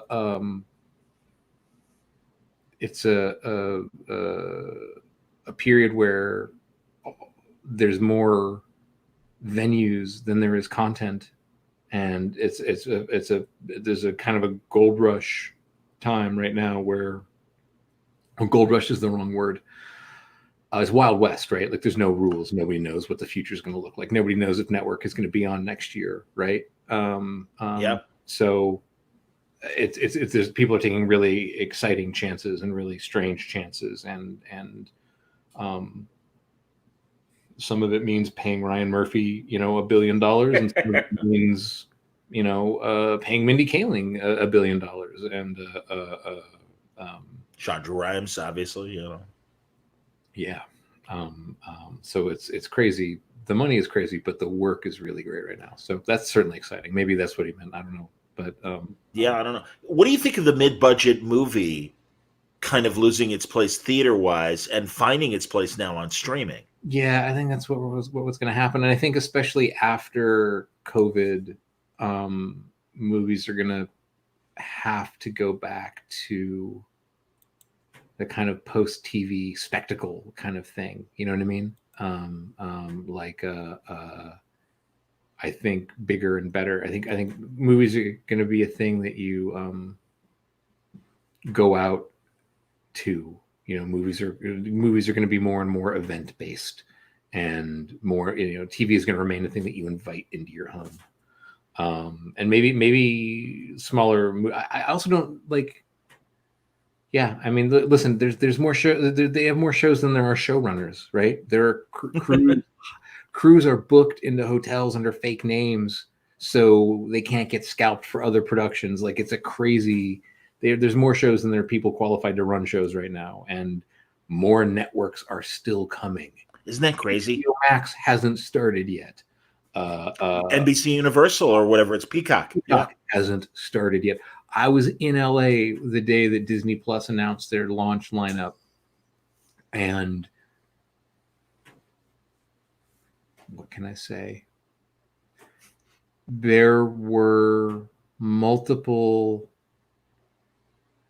studios that didn't realize what they were doing until Disney Plus announced, this is our opening lineup and it costs $9. I don't know if there was a Harry Potter TV show before that day. I guarantee you somebody made a fucking phone call. But it was stunning. I was in a location where I was able to overhear halves of a lot of conversations that were people reacting to the idea of, oh, this doesn't mean Disney is going to put a movie out and a show out. It means there is going to be 900 hours of content. What are we doing for our 900 hours of content? And suddenly that was when Peacock became Peacock. And that was when HBO Max became HBO Max. And I don't think we're done. I think there's another one or two coming. I'm sure that, I mean, Viacom is really, untangling itself from the separation of CBS and Paramount. And now that they're back together and, whatever Sherry Redstone is planning to do. Yeah. Did you watch the new Star Treks? I didn't see Discovery for no good reason other than there wasn't anything else on CBS that I wanted to see. But now I have paid for it to watch Picard.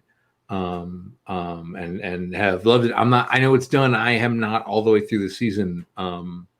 But have, again, not for any good reason other than Corona fucked up everything. Sure. Everything's I understand. So, and I get stuff that I'm still waiting on that I haven't finished Mandalorian because I'm savoring it. And much like you with your final issue of Sex Criminals, I really kind of want to wait until it's close enough to season 2. I did that with Sherlock. Mm-hmm. Although I have to say season 4 disappointed me in Sherlock. And I think I'm okay if they don't come back to it. I don't know how busy Martin Freeman and Cumberbatch have become. Sounds like it's done. Yeah, I tuned out of Sherlock at some point, and it just kind of stopped being. I don't know. I never liked it more than that first season. Oh, I enjoyed the second and third seasons fine, but yeah, but I get it. And really, the fourth season it did kind of jump the shark. I felt a little bit. So, how about Elementary, Matt? Because I couldn't get into it. Johnny Lee Miller is a fine actor, and Lucy Liu is a fine actor.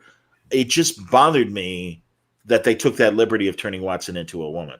I don't I never really saw it. I do so little broadcast stuff. The way we've arranged our house, there's not a TV in a central location. It's not like when I was a kid, a TV was always on somewhere. Like, sure, of course, kind of like that. We don't sit down and watch TV at night. Did you watch The Good Place? I watched The Good Place. I watch Brooklyn Nine-Nine with my daughter. Cool. That's awesome. I'm a super fan. But even then, we watch it when it's banked on Xfinity. So there's very little live television watching it. Okay. What's Henry Leo into? Games, a lot of gaming. Sure. he's getting into comedy. That's excellent. Like he like a lot of Key and Peele lately. Wonderful. That's amazing. You know the Super Ego podcast? No. He's a really big Super Ego fan. I'm gonna have to check that out. And was gonna actually do a project in school where he's gonna animate a Super Ego sketch, but it was too ambitious for the time that he had to do. But like, yeah, so he's a lot of comedy with him, a lot of funny stuff with him. Speaking of comedy, Picard, we would watch Picard, and then I would show them a Next Generation episode or two, and then we'd watch a Picard and Next Generation and stuff like that. So. That's great. Oh, I'm glad you're doing that. That's wonderful, man. That'll be interesting. Well, when you're done with it, I'll be very interested to hear what you think. I'm happy to see Patrick Stewart back. He could have been pacing the floor for 10 episodes, and I would have been fine with that. Mm-hmm. I'm not crazy with the story they told. Yeah. I have found, I think we're about halfway through the season at this point. Yeah. And I was frustrated at how much of the lore I had forgotten, and that it wasn't quite as turnkey. You know what I mean? Like it was like for a show and a genre that can be so clunky with its exposition. There was some stuff I was like, oh fuck, was this? Do they think I remember Insurrection? Was this an Insurrection? I don't remember Insurrection. Hilarious. It was like stuff like that. So that was kind of that was the thing. But then there would be like really lovely and wonderful moments that you know. So it wasn't unenjoyable, but I found it a little. You know, my kids would hear me make noises like when the bored kid Hugh showed up, and I lost my mind because I recognized, oh my God, that's Hugh all grown up, and they were like, who is that? What is that? And then I had to pause, and then I had to explain the Borg, and then I had to, you know, so there's a lot of kind of I got to stop. Like I went and after the pilot, we pulled up the Darmaka Jalad, his arms open wide, the Paul Winfield episode, right? Of course. I can't, like, it's kind of one of the best singular Picard moments. You know, that or, you know, there are four lights. That's my favorite is David Warner and him, the mind games. Four lights. Yeah, and then just when the Cardassians try to shuffle him off and he just shrugs off like, get off of me. And it was like, yeah, man, that's beautiful. I tried to explain to them, like, no, you don't understand. The best of both worlds, like we didn't have always on internet, and his contract was up, and they kept it quiet all summer, and then 60 Minutes did a story about it over the summer, and Patrick Stewart wasn't in the story, and it was like, oh my God, they're not bringing back Captain Picard. He's gonna die, yeah, or whatever, be aboard, yeah. No, I remember that summer. That was that was its great moment of like, we have no idea what's going to happen. You're right about that. One of the last times, right? Like, and to me, that follow up, and it still breaks my heart when in Family, yes, yeah. when he has the fight in the vineyard with his brother, and he's like, you don't understand what they did to me, and he just starts crying, and it's, oh my God, our hero was broken and still broken by it. So insane, beautiful, so fucking great. And again, that's. Well, I'll let you judge for yourself, Matt. But for me, it didn't reach they have a couple moments in Picard, and I absolutely acknowledge that. I found myself disappointed, and I know Michael Chabon is a friend as well. I don't agree with some of the things that he finds instinctively curious about Star Trek, and I'm like, okay, you know, whatever. And that's nobody's right. Everyone is entitled to their own how it hits them and how they want to you know, play it back and stuff. But yeah, I don't know. I'm always optimistic. I every week for Discovery and Picard. All right, maybe I like this episode a little bit better, and sometimes I did. Right. So yeah, I had an experience with Mandalorian where tell me. I was. Like I was frustrated by it, but I was delighted by how much my son enjoyed it, and then Tallulah got into it too at the end, and so I enjoyed that, and I realized, oh, Matt, did you think they were going to do Mad Men in space? Like, what did you think this was going to be? It's a fucking Star Wars TV show. Like, what are you looking for? And I realized I was bringing a peak TV set of expectations. Interesting. To a kids show, to Star Wars, to a space western. You know, I'm with you. Yeah. Like I'm. Oh, this is the wrong place for that. This isn't. Don't watch Star Wars expecting Dune or whatever. You know, it's just a sure. weird. I was coming at it looking for a different thing, and then when I was able to watch it as, you know, Space Lone Wolf and Cub with my kid, I was like, oh, this is great. This is wonderful. This is fun. He loves it. And, you know, we can watch, we'll go watch Westerns now. That's a good point, and that's a great way to introduce people to Westerns and then go back and see some of the amazing stuff. And samurai movies, right? Of course. Absolutely. No, that's terrific. And I appreciated its simplicity, and especially because of the gobbledygook that the 3 sequels were. And Matt Henry's review of the Rise of Skywalker, whatever the last one was. Yeah, Rise of Skywalker was that movie was a lot. Yeah, son, you're right. It was. That was Henry Leo's reaction to it. Yeah, that movie was a lot.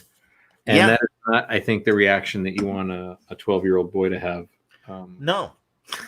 But I was like, yeah, no, you're right. You're totally right. That movie was a lot of movie. How did they make that movie? And this has been a persistent question I brought up on and there's obviously we don't know, but how do they make that kind of 3 movies where clearly they're not talking to each other about what they're doing in the films? They're not talking. And across the street, Marvel is like, here's the master plan. And that's why Kevin Feige is going to be running Star Wars soon. And I'm all for it. And again, Favreau, what he did with Mandalorian was great. I love this backstage technology. That it's weird. It's weird. It's really weird because there are moments where it looks weird, and it might there are moments where it looks fucked up, and then there are moments where it looks amazing. Like it's the weirdest. Yeah, I part of it, like I was watching, like I knew something was up. I couldn't figure out what it was, but it was a couple weeks before they came out with the articles in American Cinematographer about the backstage stuff. So I was like, something's up. It's not really there, but it's not. What the fuck am I? Like, it was driving me interesting. But yeah, it definitely got. There's a clunker in the middle, but it definitely gets better towards the end. And then I had this wonderful experience. I don't want to spoil it for you, so I'm going to be as broad as can be. I got through episode 6, and I know what happens at the end, but go on. But I didn't know what that was. And it was my son's chance to go, oh, the dark saber. And I was like, the what? And I was like, oh. So it was the first, like the shoe was on the other foot, and I got to be taken to lore school. That's outstanding. That was a lot of fun. Yeah. Now, Comic Quirk asks, how would you feel about HBO doing a V for Vendetta show, same way they did Watchmen, New Age, and revamped? I'm against it. I kind of like the Wachowskis' Joel Silver V for Vendetta movie. I don't know if it needs to be retold. Only if they do it in black and white, the way it was in Warrior.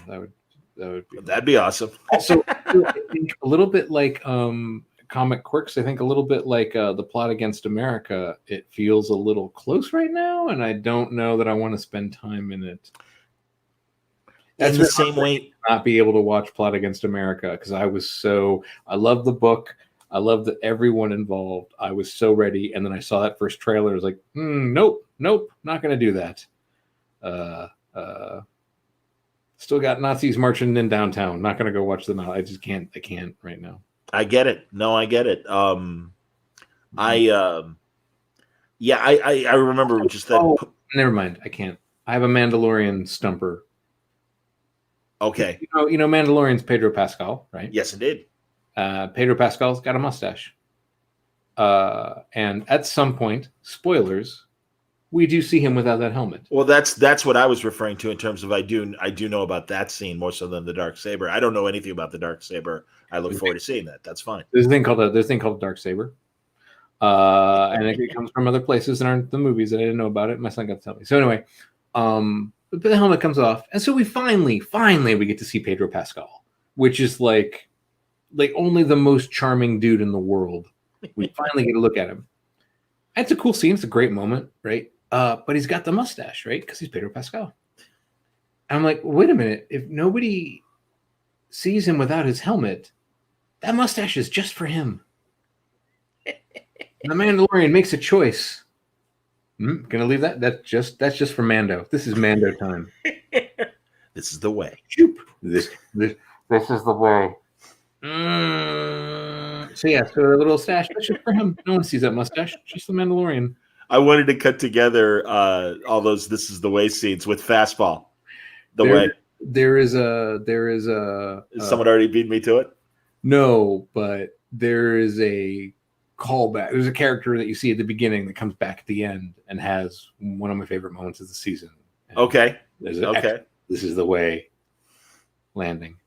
Outstanding. That's cool. And also, way late in the game, I'm like, for coronavirus, I'm like, oh my God, the neck, my corona. Halfway through writing it, that, and also for social distancing, rewriting "Don't Stand So Close to Me," the police, and unfortunately found a million versions of that as well. But I was all ready. I did. I wrote to what was the joke though?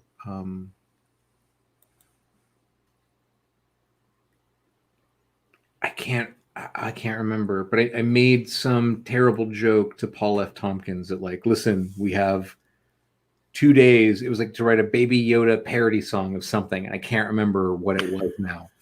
I was like, listen, we got 2 days to get this done, buddy, and we can cash out. We just got a 2 day, and then like the next day it happened, and it was just like, oh, whew, all right, well, that's a relief. We don't have to write that anymore. Weird Al's of the world handle novelty songs of the moment. I do want to do, and again, I'm teaching right now, so it's tough, and also cranking these out.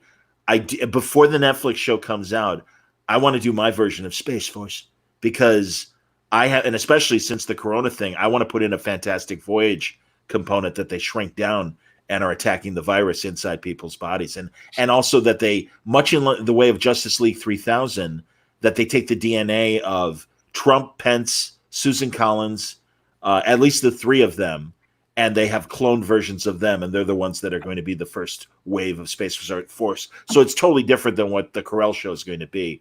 But I really want to do that, and I've even been talking to some cartoonist friends to just give me like an image for various episodes that I've like plotted out the scenario. That sounds like a good Hillary Barta. I could see Hillary Barta would draw the shit. I should ask Hillary. I didn't ask Hillary. That's hilarious. See Avenue 5. Yeah, I was very disappointed by Avenue 5. You know, the Iannucci shows kind of need a season to get for me. You know, like both Thick of It and Veep were both like, oh, it's okay, but I really got into it the second years. Oh God, yes, and I love both, and certainly Veep. Good Lord, and what a great ending! What a great ending to Veep. And how, and then that Tom Hanks had coronavirus was like the most frightening. Like, oh yeah, oh no, yeah, they were tempting fate. Exactly. Good Lord, you're right about that. That's a very good point. And Thick of It as well. I love Thick of It. Did we lose Hanks? Amazing. So fucking yeah, you're right about that. But yeah, Avenue 5, I'll be honest, you know, and I know he was great in Book of Mormon. Other than Book of Mormon, Josh, and I'm not a Frozen person, I don't have children, so I've never seen them. Josh Gad, I appreciate him. I'm always rooting for him, but I usually am not happy with what I get. It's an acquired taste, I think, for sure. You know what I liked? Brian and I talked about it, and I know it was based on a Swedish comedy, that show he did with Billy Crystal, where I really was more on Billy Crystal's side than I was against The Comedians. X show or whatever, yeah. Yes. Yeah. I liked it. I liked it enough that I'm like, I hope you get a second season. Billy Crystal does a show with Jean Ralphio from Parks and Rec, Ben Schwartz, right? Like there's anwather Billy. I didn't know this. Schwartz. I don't know what it is. Maybe it's a movie, but there's some. Currently? Apparently their Netflix shows just came out. Worth the Middle Ditch, and those are apparently terrific. I want to check those out. I love Middle Ditch. He's great. I love that movie they all made with T.J. Miller,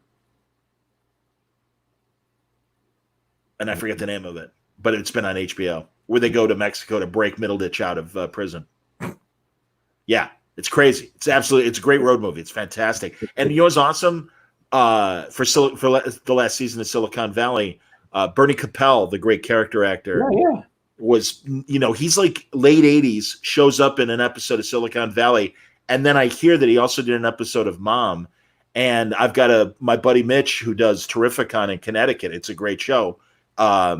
He's like, Capel's been asking me to do my show. And he's actually living on the East Coast. I'm like, get me Bernie Capel's email. And we did this lovely interview. And I'm asking him, get smart questions. And remember Lancelot Link, the chimpanzee? Sure. And boy, of course you do. I'm so proud of you. You're a chimp. Come on. Exactly, man. And he had the best stories. And it's just, he's still working. He's still, and I love this about the older SAG actors. This is how they maintain their insurance. And a lot of times producers know these great names, like the great character actor Sid Melton, who was Danny Thomas's agent on Make Room for Daddy. You said it. I saw his face. Yeah. He was on an episode of Golden Girls in his later years as Sophia's boyfriend. And it was totally like, hey, Sid Melton could really use a gig so he can qualify for his SAG insurance and stuff. And it's like, oh, we love Sid Melton, of course. And Capel can still bring it. He was great on Silicon Valley and very cute on Mom as well. So it was awesome. Cool. My mom just got Norman Lloyd's autobiography. I'm looking forward to reading that. Whose biography again? Norman Lloyd. Oh yes, I love Norman Lloyd. Good Lord. He was at the called shot. He was at Wrigley when Babe Ruth called his shot. Wow. To that on top of, and then later was in Saboteur. But yeah. That's like, I got to know Bud Schulberg before he passed away, the great screenwriter and novelist. And yes, what was he like? Amazing. He was really good friends with my buddy Bert Sugar, who ran Ring Magazine and Boxing Illustrated, and I wrote for Bert. I'm in Vegas for, I believe it was De La Hoya against Fernando Vargas, and at Mandalay Bay. And Bud was in his early 80s then, and there was a lot of walking from the press room to the ring and stuff like that. And Bert at one point goes, Bud, let's get you a wheelchair. And he's like, don't be ridiculous. I never need a chair. I can walk. And we're halfway there. He's like, I could use a chair. He's like, Bud, we're in Vegas. We'll just flash a waiter, somebody, and they'll get us a chair. And he's like, well, who's going to push me around? I'm like, Bud, it would be my honor to push you around. He's like, really, John? I'm like, of course. So we spend the night together. We're all, again, spending the night just like Rip Torn. We wake up the next morning in each other's arms. But no, after the fight, his kids pick him up. And by the way to go, Bud. Here he is in his 80s. He's got 2 college-age kids. So he had those kids when he was in his 60s. God bless him. Wow. And he's like, John, how can I thank you? I'm like, when you get home and you rest, it was before Tyson fought Lennox Lewis. Please get on the phone with me. I'd like to talk about the fight, but really, Bud, let's talk about facing the crowd. Let's talk about making Bogart's last movie, The Harder They Fall. Yeah. Things like that. Talk about Kazan for me, please. Sammy run, right? Like, what's that? What makes Sammy run? We did talk. That was interesting. We didn't bring it up on the phone interview, but he was telling me at the time, this is early 2000s, Ben Stiller wanted to remake it. And the only time it had ever been made was as a teleplay, one of those like Playhouse 90s and stuff. Yeah. And also Jim Carrey wanted to remake Face in the Crowd, which would have been interesting. Wow. Yeah. That my favorite of his is Face in the Crowd. Even more interesting now. What's that? Oh, to be make Face in the Crowd now? Oh yeah. Fake like, news, absolutely. One thing during the W era, it's a whole different ball game now. Oh God, yes. Well, truthiness, the thing that Colbert warned us about, and making fun of it, much like how network has become like TV went that way. It went from being absurd to satire to really funny to like, oh, look what they thought it was going to be like. And what it became. Yeah, because it's just somehow gone even beyond network.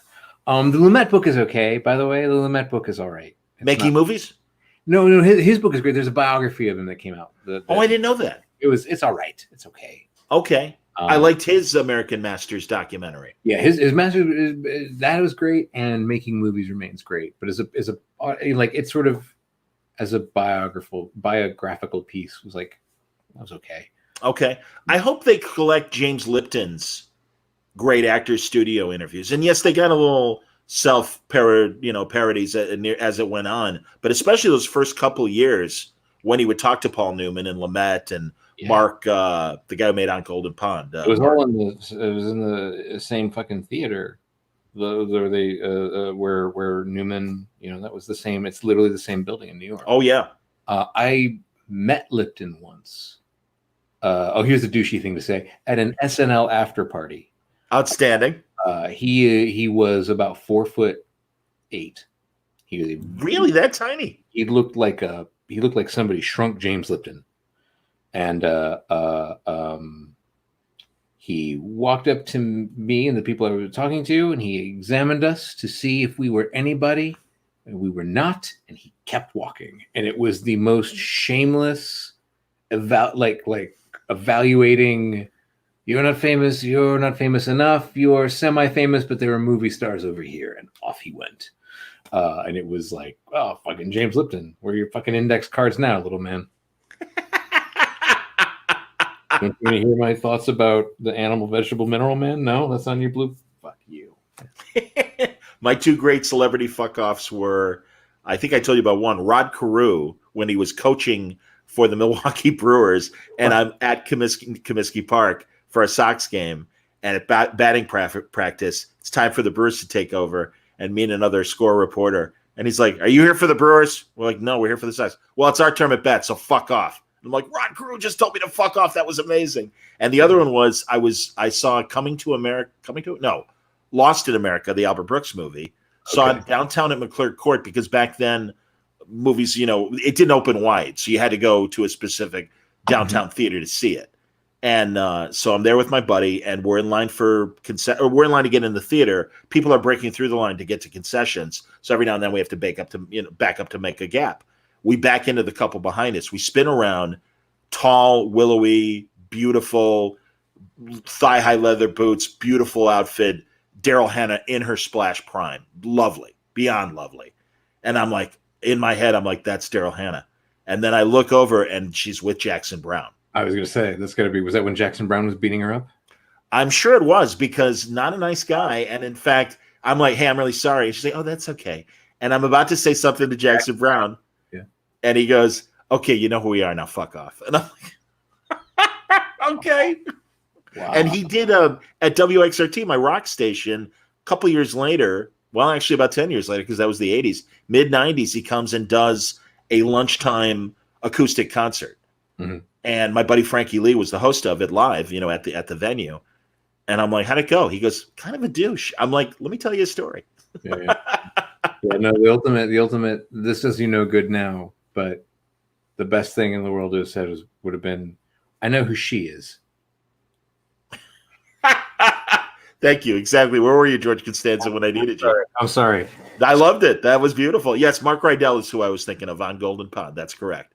That's why, again, those first couple seasons, and YouTube used to post them, those early actor studios, and those were great. But then when it kind of became self-aware, and and now like they even made fun of it on that. It's he just kind of went through them all. Yeah, there was nobody left to talk to as far as interesting. Corin Corky Nemec. And then you did the Ferris Bueller's TV show. Or no, he did Parker Lewis. Corin, could Parker Lewis lose? And why not? Melanie Chartoff from Fridays is the principal. Sorry, I'm sure Corin Corky Nemec is a great dude. And he was fun in Stargate. Isn't he a Chicago guy too? That I don't know. Oh, that I don't know at all. Maybe. Wow. I'm not sure. I was talking about that. Another great word balloon that I haven't released yet. I got to put it together because we lost the feed and I had to call him back. So I got to do some editing. A great conversation with Phil Lamar, not only about obvious voiceover stuff, but tons of comedy. And I didn't know he studied at Second City before being part of the Groundlings. Oh, no shit. Yeah. Spent a summer in Chicago. Yeah. Tallulah was with me. She was 6, 8, maybe 8. 8 feels old. 7. We'll call it 7. Okay. And Kel knows Phil more than I do. But I knew his work, and I went to introduce myself as Kel's +1, and I'm a big fan of your stuff. And it's my daughter Tallulah, and he goes, "Well, hello, Tallulah," and she goes, "You're Hermes from Futurama." And he goes, and he did a voice for it, but like she had an ear. She has this gift for spotting vocal actors. And he's like, oh, that's the you're from this and you're from that. But she knew from Phil just saying, well, hello, Tallulah, nice to meet you. She was like, you're Hermes. That's amazing. Heard it, and he had a reaction. It was a lot of fun. Well, yeah, because it's, his voice is lower. His range, good Lord, he could do Static, 14-year-old Static, and then go to Jon Stewart. Yeah, him and Maurice LaMarche are like. Wow. I met Maurice last year. I had Rob. Big Bond fan, Maurice. Maurice is? Oh, that's great to know. Dude, yeah. I will eventually get to, I would love to book Maurice just to have him do Orson Welles for half the show. And now I'm blanking. Rob, who played Pinky. Oh, yeah. The other guy. Yeah. And shame on me because sweetheart of a guy. We had a great word balloon and then met him face to face at Terrificon last summer. Couldn't be. You know who you should get? Did I tell you the story? You brought up Charlie Sheen. I will bring up Ducky. Oh, God, John Cryer. Yeah. Here's my John Cryer story. Tell me. I'm at San Diego Comic-Con. I'm going around through the original art guys, and I'm flipping through a thing, and I hear someone is about to buy what was the Sky Masters? Wally Wood and Jack Kirby. Right? Yeah. So guy was buying a week of Sky Masters. Wow. And another, like a Tales to Astonish pre-Marvel Kirby, a pre-Marvel era story, the Kirby cover and the Kirby story, and had between the two had clocked up $250,000 in sales. And when I heard that, I turned and I looked, and it was John Cryer. And then he goes, but now you've got the other stuff too. And the guy goes, oh yeah, no, I got the good stuff in the back. And Cryer went back to spend even more money. So when you're producing 2.5 Men and you're John Cryer, you've got that kind of money to spend. Yes. Like, I would love to hear John Cryer, original comic art, like so much of a fan that you're buying art and you know what you're doing. Like, that's awesome. Let's tell me stories. What have you spent your money on? Me? No, it's John Cryer. Yeah, Cryer, absolutely. Good Lord, yes. Produced. You were paid EP money for 7 seasons of the biggest sitcom on television. What do you do with that money, Ducky? My favorite section of San Diego is that little corner where it's all the original painted art from Pulp magazines and those great. Oh my God! And seriously, man, if I had money to burn, I would have masterpieces on my walls. Absolutely. I have a friend who shall remain nameless that has an in to that world of super wealthy original art collectors. He used to be one and got out of it, but still knows everybody. And he took me around one year to a guy at San Diego, and you could have heard it hear pin drop. It was such an unpopular part of the floor, and he brought me back into the guy's booth. And he's like, hey, do you have the thing? Can you show my friend? He goes, oh yeah, sure, come on back. And he had all of Commandy 7 and all of Commandy 8 on the boards. Wow. And so I sat inside of a tent. Yes. And read Commandy 7 and 8 off of the original art boards. It's just like one of those, like, wow, that's a magical thing to experience, right? Absolutely. Good Lord, yes. I have for that paperback kind of art and also those old magazine, prose art magazines as well. Not, fiction stories. I have a Robert McGinnis great coffee table book of nothing but his covers and interiors. I'm sure Matt has it on his wall. Absolutely. I got it somewhere. Attaboy. That stuff is so beautiful. Good Lord. Yeah. And it's funny you mentioned Hillary. I love how Hillary can channel that Wally Wood crazy stuff that he does so well. And it really bums me out because he's a good friend and he's such a genius. And it's like, I wish he could like partner up with, somebody like yourself or Rick Remender or somebody that's a younger writer that could appreciate what Hill does with his art and like come up with some sort of image project, because he's so good. And he, his bread and butter was inking SpongeBob. There's nothing wrong with that. But you see his original stuff that he posts on his Instagram and Facebook and Twitter. And it's like, oh, how come you're not doing that? Yeah. All those great big books of lies and crime that came out from Paradox Press back in the 90s. He had stories in those. Amazing shit. He did that, one of the America's Best things with Moore when Kevin Nolan got slow, and it was it was like a living blotch of ink or something. Splash again or something like Splash Brannigan, yeah, something like that. Where it was like it was terrific. It was amazing, absolutely. Yeah, no, you're right. Crazy stuff, man. Maddie, you're killing me, man. This has all been great. Are we good? I don't want to, again, I can keep going. It's up to you. Have we gone through I think we got through the questions. Yeah, we've gone through everybody. Is there any? Oh, yeah. And, Phil Lamar, he's great at Green Lantern. So you'll get that when I talk to Phil, when I put that out. Totally nosy question. What's the breakdown of all the books in your library around you? Are those all yours and Kel's? No, there are a couple of other little book places throughout the house. This is most of the stuff, though. And there's no real breakdown. There's no rhyme or reason. It was kind of just put up. In fact, you can see that there's literally boxes behind me because I'm still in the process of getting shit out of storage and getting things organized. So it's not quite everything, but it's close. And there's no real logic right now. That'll come later. Are you doing anything for this Mainframe Comic-Con that Jason is asking about? Jason, are you a representative of Mainframe Comic-Con? Or are you just asking on their behalf? Because I'm aware of this thing. I wasn't aware of it until my buddy Rob Meyer Burnett, who directed one of my favorite quirky movies, Free Enterprise, said he was going to be doing a panel. And it's amazing because Chicago Comics and I guess another Chicago podcaster at least are part of the thing. Nobody asked me to participate. I would love to. If there's room on their dais, I'd be very happy to.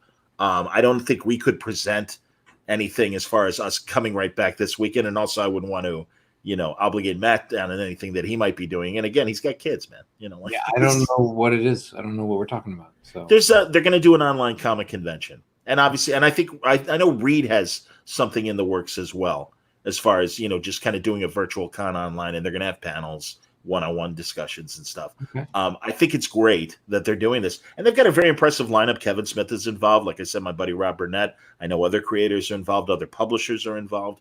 I wasn't asked, and I would never presume to. I think they've got it covered from a podcaster moderator standpoint. Especially as it's now Thursday. Maybe.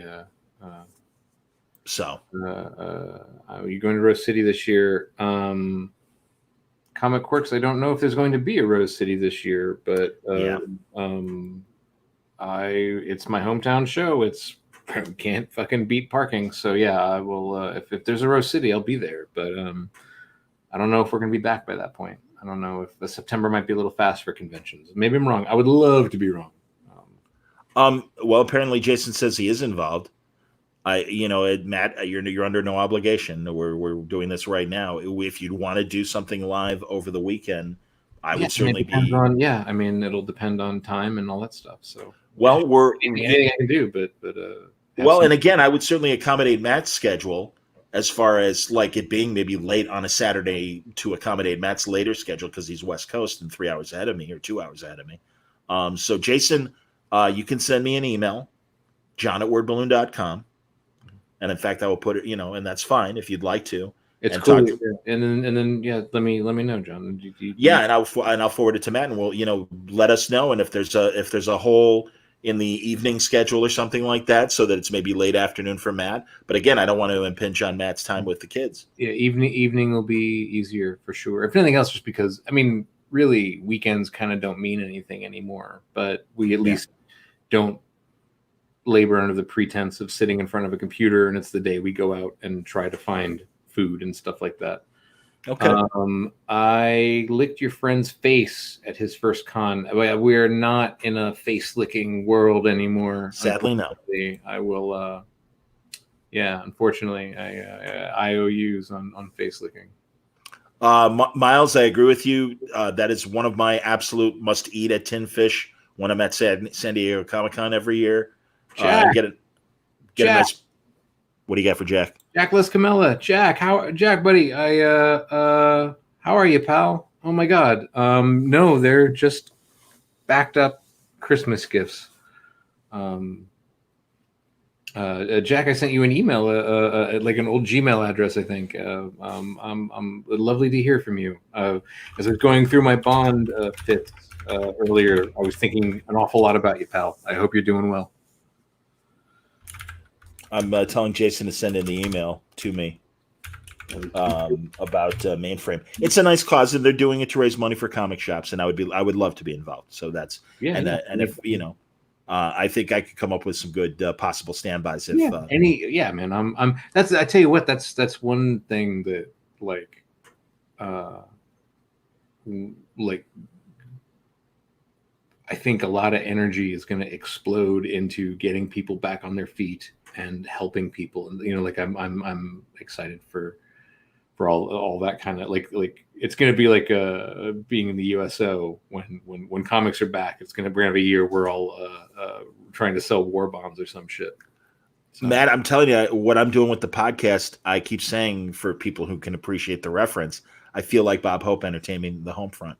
And that's kind of why I've been doing so many shows and be like, hey, the least I can do is provide a distraction, an entertaining distraction, and go through my Rolodex and call on my friends. And you're a classic example. And truly, I do want to do what I can for the stores. I have been fired, not furloughed, fired from my radio job.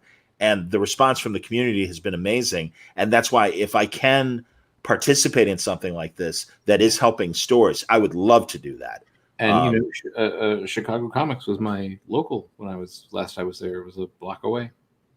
Oh, that's awesome, Ed. Because it's a lengthy walk. I'm on School Street between Belmont and Addison, and I'm at Levitt, which is further west. Yeah. But it's in nice weather. It's a great healthy walk to Chicago Comics. And I love those guys. They're terrific guys. And that's why I was like, oh, man, I wish somebody would have asked me. I would have loved to do this. So I do appreciate it, Jason. Please do reach out and let's try and make something happen. And, yeah, if it sounds like Maddie's game, if we could do it in the evening, that'd be great. Yeah. No worries, Jack. I'm just glad to see you. Glad to hear from you. Glad you're doing well. Oh, there you go. Yes, indeed. There we go. Started watching, let's see. Do I know Brian Hobbs Hibbs? Do I need Brian? I know Brian Hibbs a little. I've yet to meet him, and I really appreciate his point of view as a store owner. And and also, man, I'll tell you, I was really country mouse when the new distributors were announced for DC, and also I'm friendly with the people at Discount Comic Book Service. They were a longtime sponsor. The Merklers, who ran that, Christina still runs it. But her husband has since left the company. And I'm like, oh, these are good people. It never occurred to me that maybe it's not a good idea for local shops to have one of their main competitors have their sales data. And it's like, I didn't think of that. I'm not a retailer. And Patrick Brower, my good friend who does wonderful retailing at Challengers Comics, I had him on a podcast at the beginning of the week explaining the local stores thing. And he didn't do it with any malice or anything like that. And I'm not saying Hibbs did either, but made a lot of the same points that Hibbs has made in terms of this, not knowing how this is all going to survive. And I mean, I'm glad that people are saying positive things about Diamond, because a lot of times you only hear kind of the negative stuff. And it's like, hey, Diamond, for all its flaws, really kept the direct market going, in very crucial bust times like, the late 90s implosion and things like that. So I don't know what the right answer is moving forward. And as you said at the beginning of our conversation, Matt, it's going to be interesting to see, because things will be different. The conversations are just starting to happen of what is the comic retailing business going to look like post-corona? Yeah. And that's a big question. Yeah. I don't think the answer is everybody hanging together. But I also don't think the answer is going back to the way things were. Agreed. Somebody asked me a question in an interview the other day, like, oh, well, a lot of your peers think that like a big event like a Marvel versus DC would really help to reignite the direct market when we're back. I'm like, no, get Raina Telgemeier or Dav Pilkey to do a book. That'll like introduce the direct market to the part of comics that has been keeping independent bookstores open for the last 10 years. We live in a world where Raina Telgemeier sells so many graphic novels that the New York Times stopped carrying the bestseller list because it was the same 6 books. And then they realized it was disingenuous because graphic novel sales are keeping bookstores open, so they put it back in the paper. And how many direct market stores sell Raina books? Totally. No, you're right about that, man. So I think this is an opportunity for all of us to recenter our understanding of the comic ecosystem.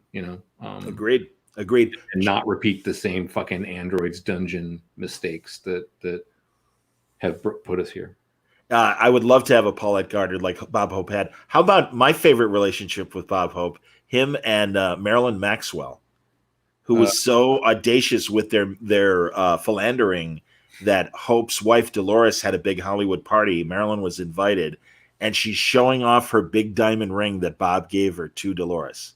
Did you see the lovely gift Bob gave me? And it's like, man, that's audacity, my man. I like the relationship Bob Hope had with coupons to Carl's Jr.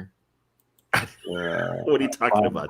Bob Hope was an infamous cheapskate. He was, child of the Depression. Yes. And even though he was one of the largest private real estate owners in California and wealthiest man alive, was a coupon clipping, early bird special showing up. Hey, it's 401. Where's my 2-for-1 deal? Yeah. I do know about him and Fred McMurray basically owning 2/3 of California, which I love. I love that stuff. Fantastic. Fred McMurray didn't want to do Double Indemnity. Those are the best Billy Wilder stories. Or The Apartment. There's in the midst of his Disney run and My Three Sons and America's Dad, and he's screwing Shirley MacLaine on the side. Well, I'll tell you, Fran.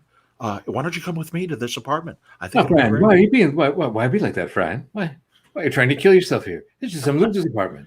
You're just being ridiculous. Fran, don't make a scene. It's a mess. And yes, that Billy Wilder telling the stories. I'm a saxophone player. I don't know how to play these parts. What are you doing? I just saw something like it out the other day again. Tony Curtis, who I love and has that wonderful voice that we all love. Lies the castle on my father. Exactly. Yes, the Black Shield of Falsworth. I love that movie. His Knights of the Round Table movie. Much better than Robert Wagner as Prince Valiant. Robert Wagner with a page boy haircut, though, has to be seen to be. Look, I'm about to storm the castle. I hope nobody minds.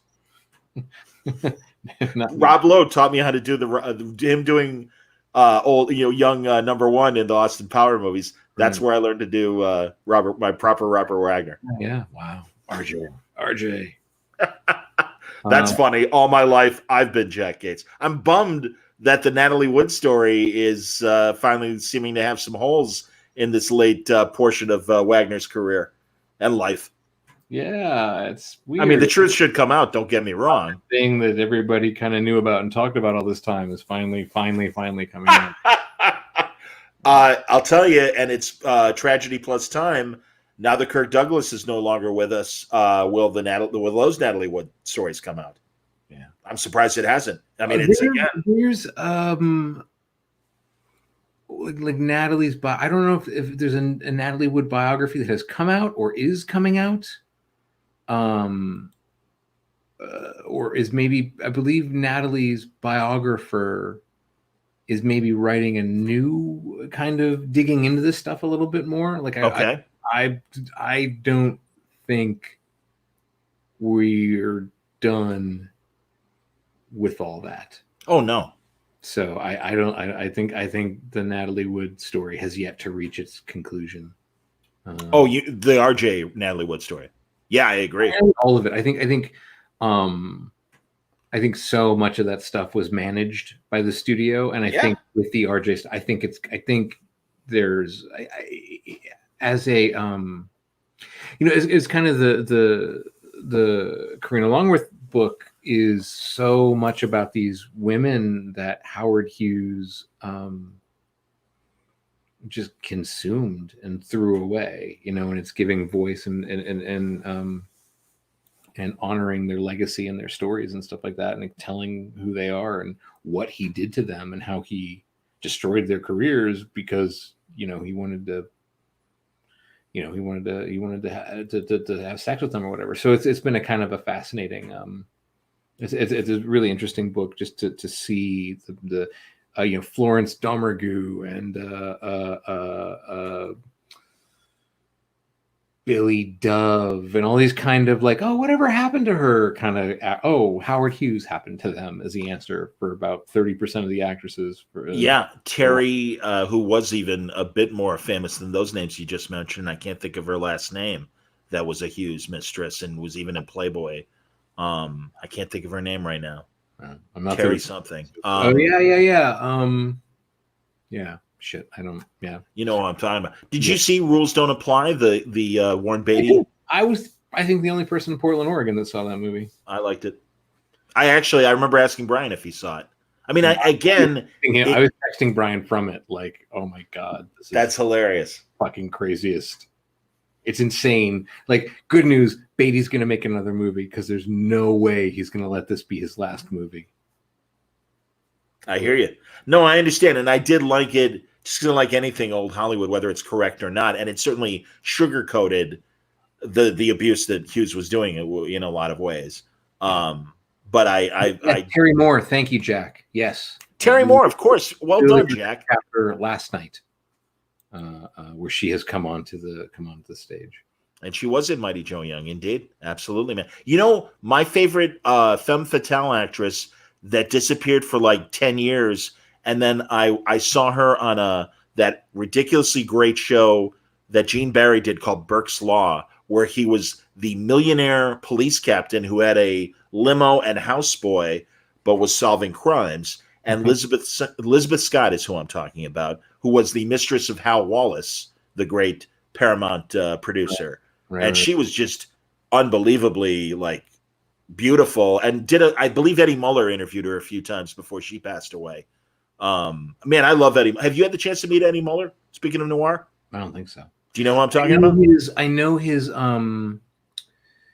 He was out here. He does a film festival out here. Yep, Noir City. I saw him doing an intro for Joseph Losey's The Prowler. Is that? But yeah. Did you say Lawrence Tierney? No. Losey, Joseph Losey. Okay, go on.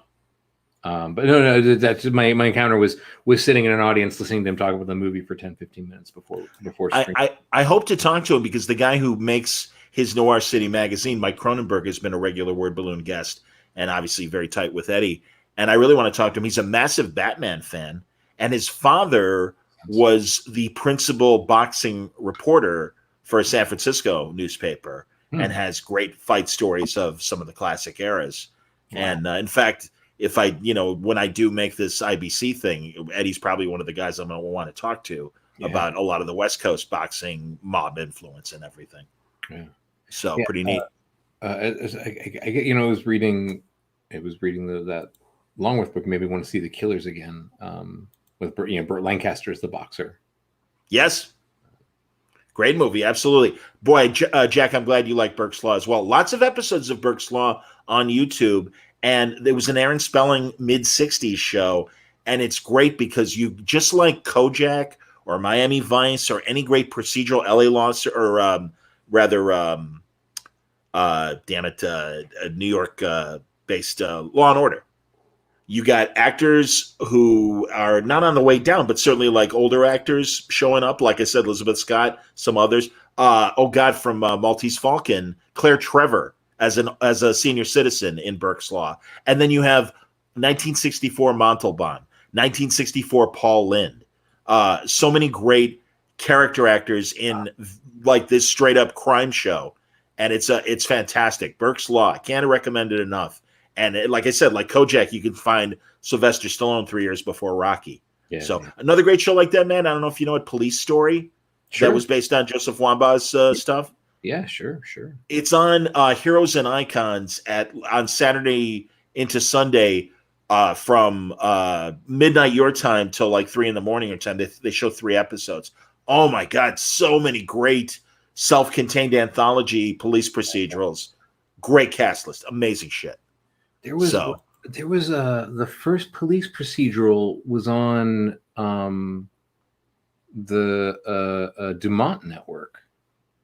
And I came across it when I was doing Satellite Sam, and I'd never heard of it before. What was? Do you remember the name? It was a fucking police procedural that they did on live television. Well, and of course that spun off from radio. You know, I mean, not only Dragnet, but Gangbusters was a great procedural from old time radio. Even a show called Tales of the Texas Rangers, which was produced by Stacy Keach's father. Wow. Yeah, it was like a really interesting show. Was Broderick Crawford Highway Patrol? Yes, he was. I think, yeah. Those shows, they were produced by Ziv, Z-I-V. That was the syndicator. Mm-hmm. And Leonard Nimoy, and I'm sure we've talked about it before, Matt, but for the Word Balloon audience, and I've talked about it as well before, if you go to the American Academy of Television, the people behind the Emmys, there are incredible oral history video interviews, and you can find snippets of them on YouTube under the category TV Legends. But if you want the full interviews, that's where you go. Nimoy did some of those Ziv syndicated shows 10, 15 years before he was doing Star Trek.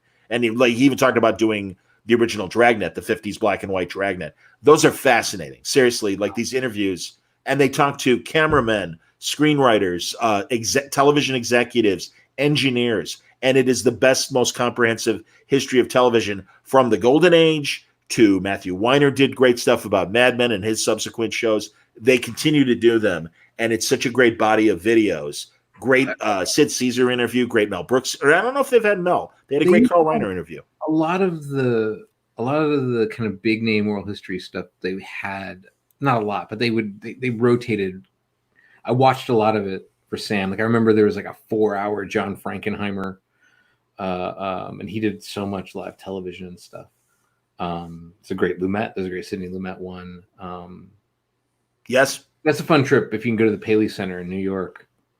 And just tell them what you want to see. They'll bring it out for you to watch. It's amazing. We have the Museum of Broadcasting here in Chicago that shares a lot of the content that's at the 2 coastal Paley centers as well. No, that's amazing stuff. Yeah. That was fun sitting with Chaykin and watching fucking Space Patrol. I bet, man. I bet. And there's a couple of those on YouTube, which is great to see. Yeah, there's a lot of the Space Patrol stuff is it's boy. Well, you just appreciate that level of inventiveness and ambition and on a shoestring budget. Absolutely, man. I do. And then like now a word from our sponsor, and the camera pans over here and there's a guy sitting at a table. Well, hello, Lucky Cigarettes. Kids, tell mom that Lucky's only are the protect your teeth zone. Now back to Space Patrol. You're right. That's awesome. You're 100%. And all those are great anthology shows. Again, Bertie Capel was telling me there was a production of Death of a Salesman from the 50s or 60s. And he came up earlier in the conversation. The only 2 living actors left from it were Capel and George Segal. And they were going to do they were going to show the kinescope and then they were going to talk about their experience. And they obviously were bit players on this thing. I want to say, and it's funny because I know Lee J. Cobb did Iceman Cometh, and I think it was Death, but I do think specifically it was his version of Death of a Salesman that they were on. Wow. So, yeah, I love that shit, man. Or the original Defenders. 90, like Kraft. Say it again. They've been like Playhouse 90 or Kraft. Right. Yeah, shows like US Steel Hour, Playhouse 90. Yeah. There's a great, and you can get the DVD of it. It became the pilot for that 60s black and white law procedural, The Defenders, with E.J. Marshall and a pre-Brady Bunch Robert Reed. Right, yeah. But the teleplay that was the first story, it's Shatner in the Robert Reed role and Ralph Bellamy in the E.G. Marshall role, and it's fantastic. It was 2 parts. It was amazing. Wow. So it's 2 hours long. It's very, very interesting. And any of that 50s and into the early 60s, Studio One, Playhouse 90, and these other anthology shows, I find them incredibly fascinating because of that live TV aspect to them and stuff. Yeah, so, and even Decades, I don't know if you have that digital channel in Portland, but it's one of those like Antenna TV or Me TV. Oh, and sure. they, for a long time, were running 2 o'clock in the morning your time, 4 o'clock in the morning my time, Studio One, and they were early videotape. It was like the last couple seasons of Studio One, and those are incredible to watch. Yeah, I got a DVD set of those somewhere. That's cool. Yeah, I gotta be careful with that stuff. It's so easy for me to just like 4 hours of Green Hornet, and and then I'm up on it. Van Williams is a very solid Green Hornet. It's so funny in that great. I love Dragon. It's such a cheeseball movie, the Bruce Lee story. Yeah. But that Jason Scott Lee did as Bruce Lee. I love how they make fun of Green Hornet. And ironically, Van Williams plays the TV director directing the sequence of the Green Hornet stuff they show. But it's like, yeah, he wasn't that, he was a little more capable than the way the movie made it out. Yeah. So, but a fine Britt Reed.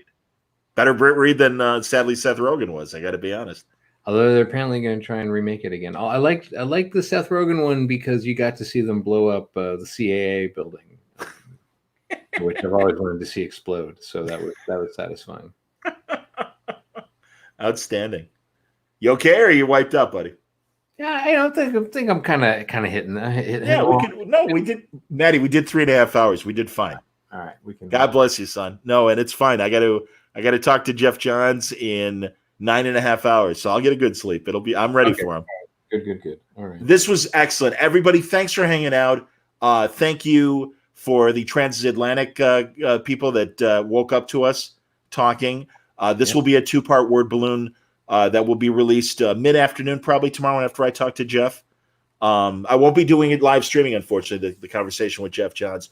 But looking forward to that. And we'll see if Jason followed up with this mainframe thing, and maybe Maddie and I will be talking this weekend and giving you more nonsense. Always a pleasure. Thank you, everybody, for hanging out and for participating. And Jack, take care of yourself.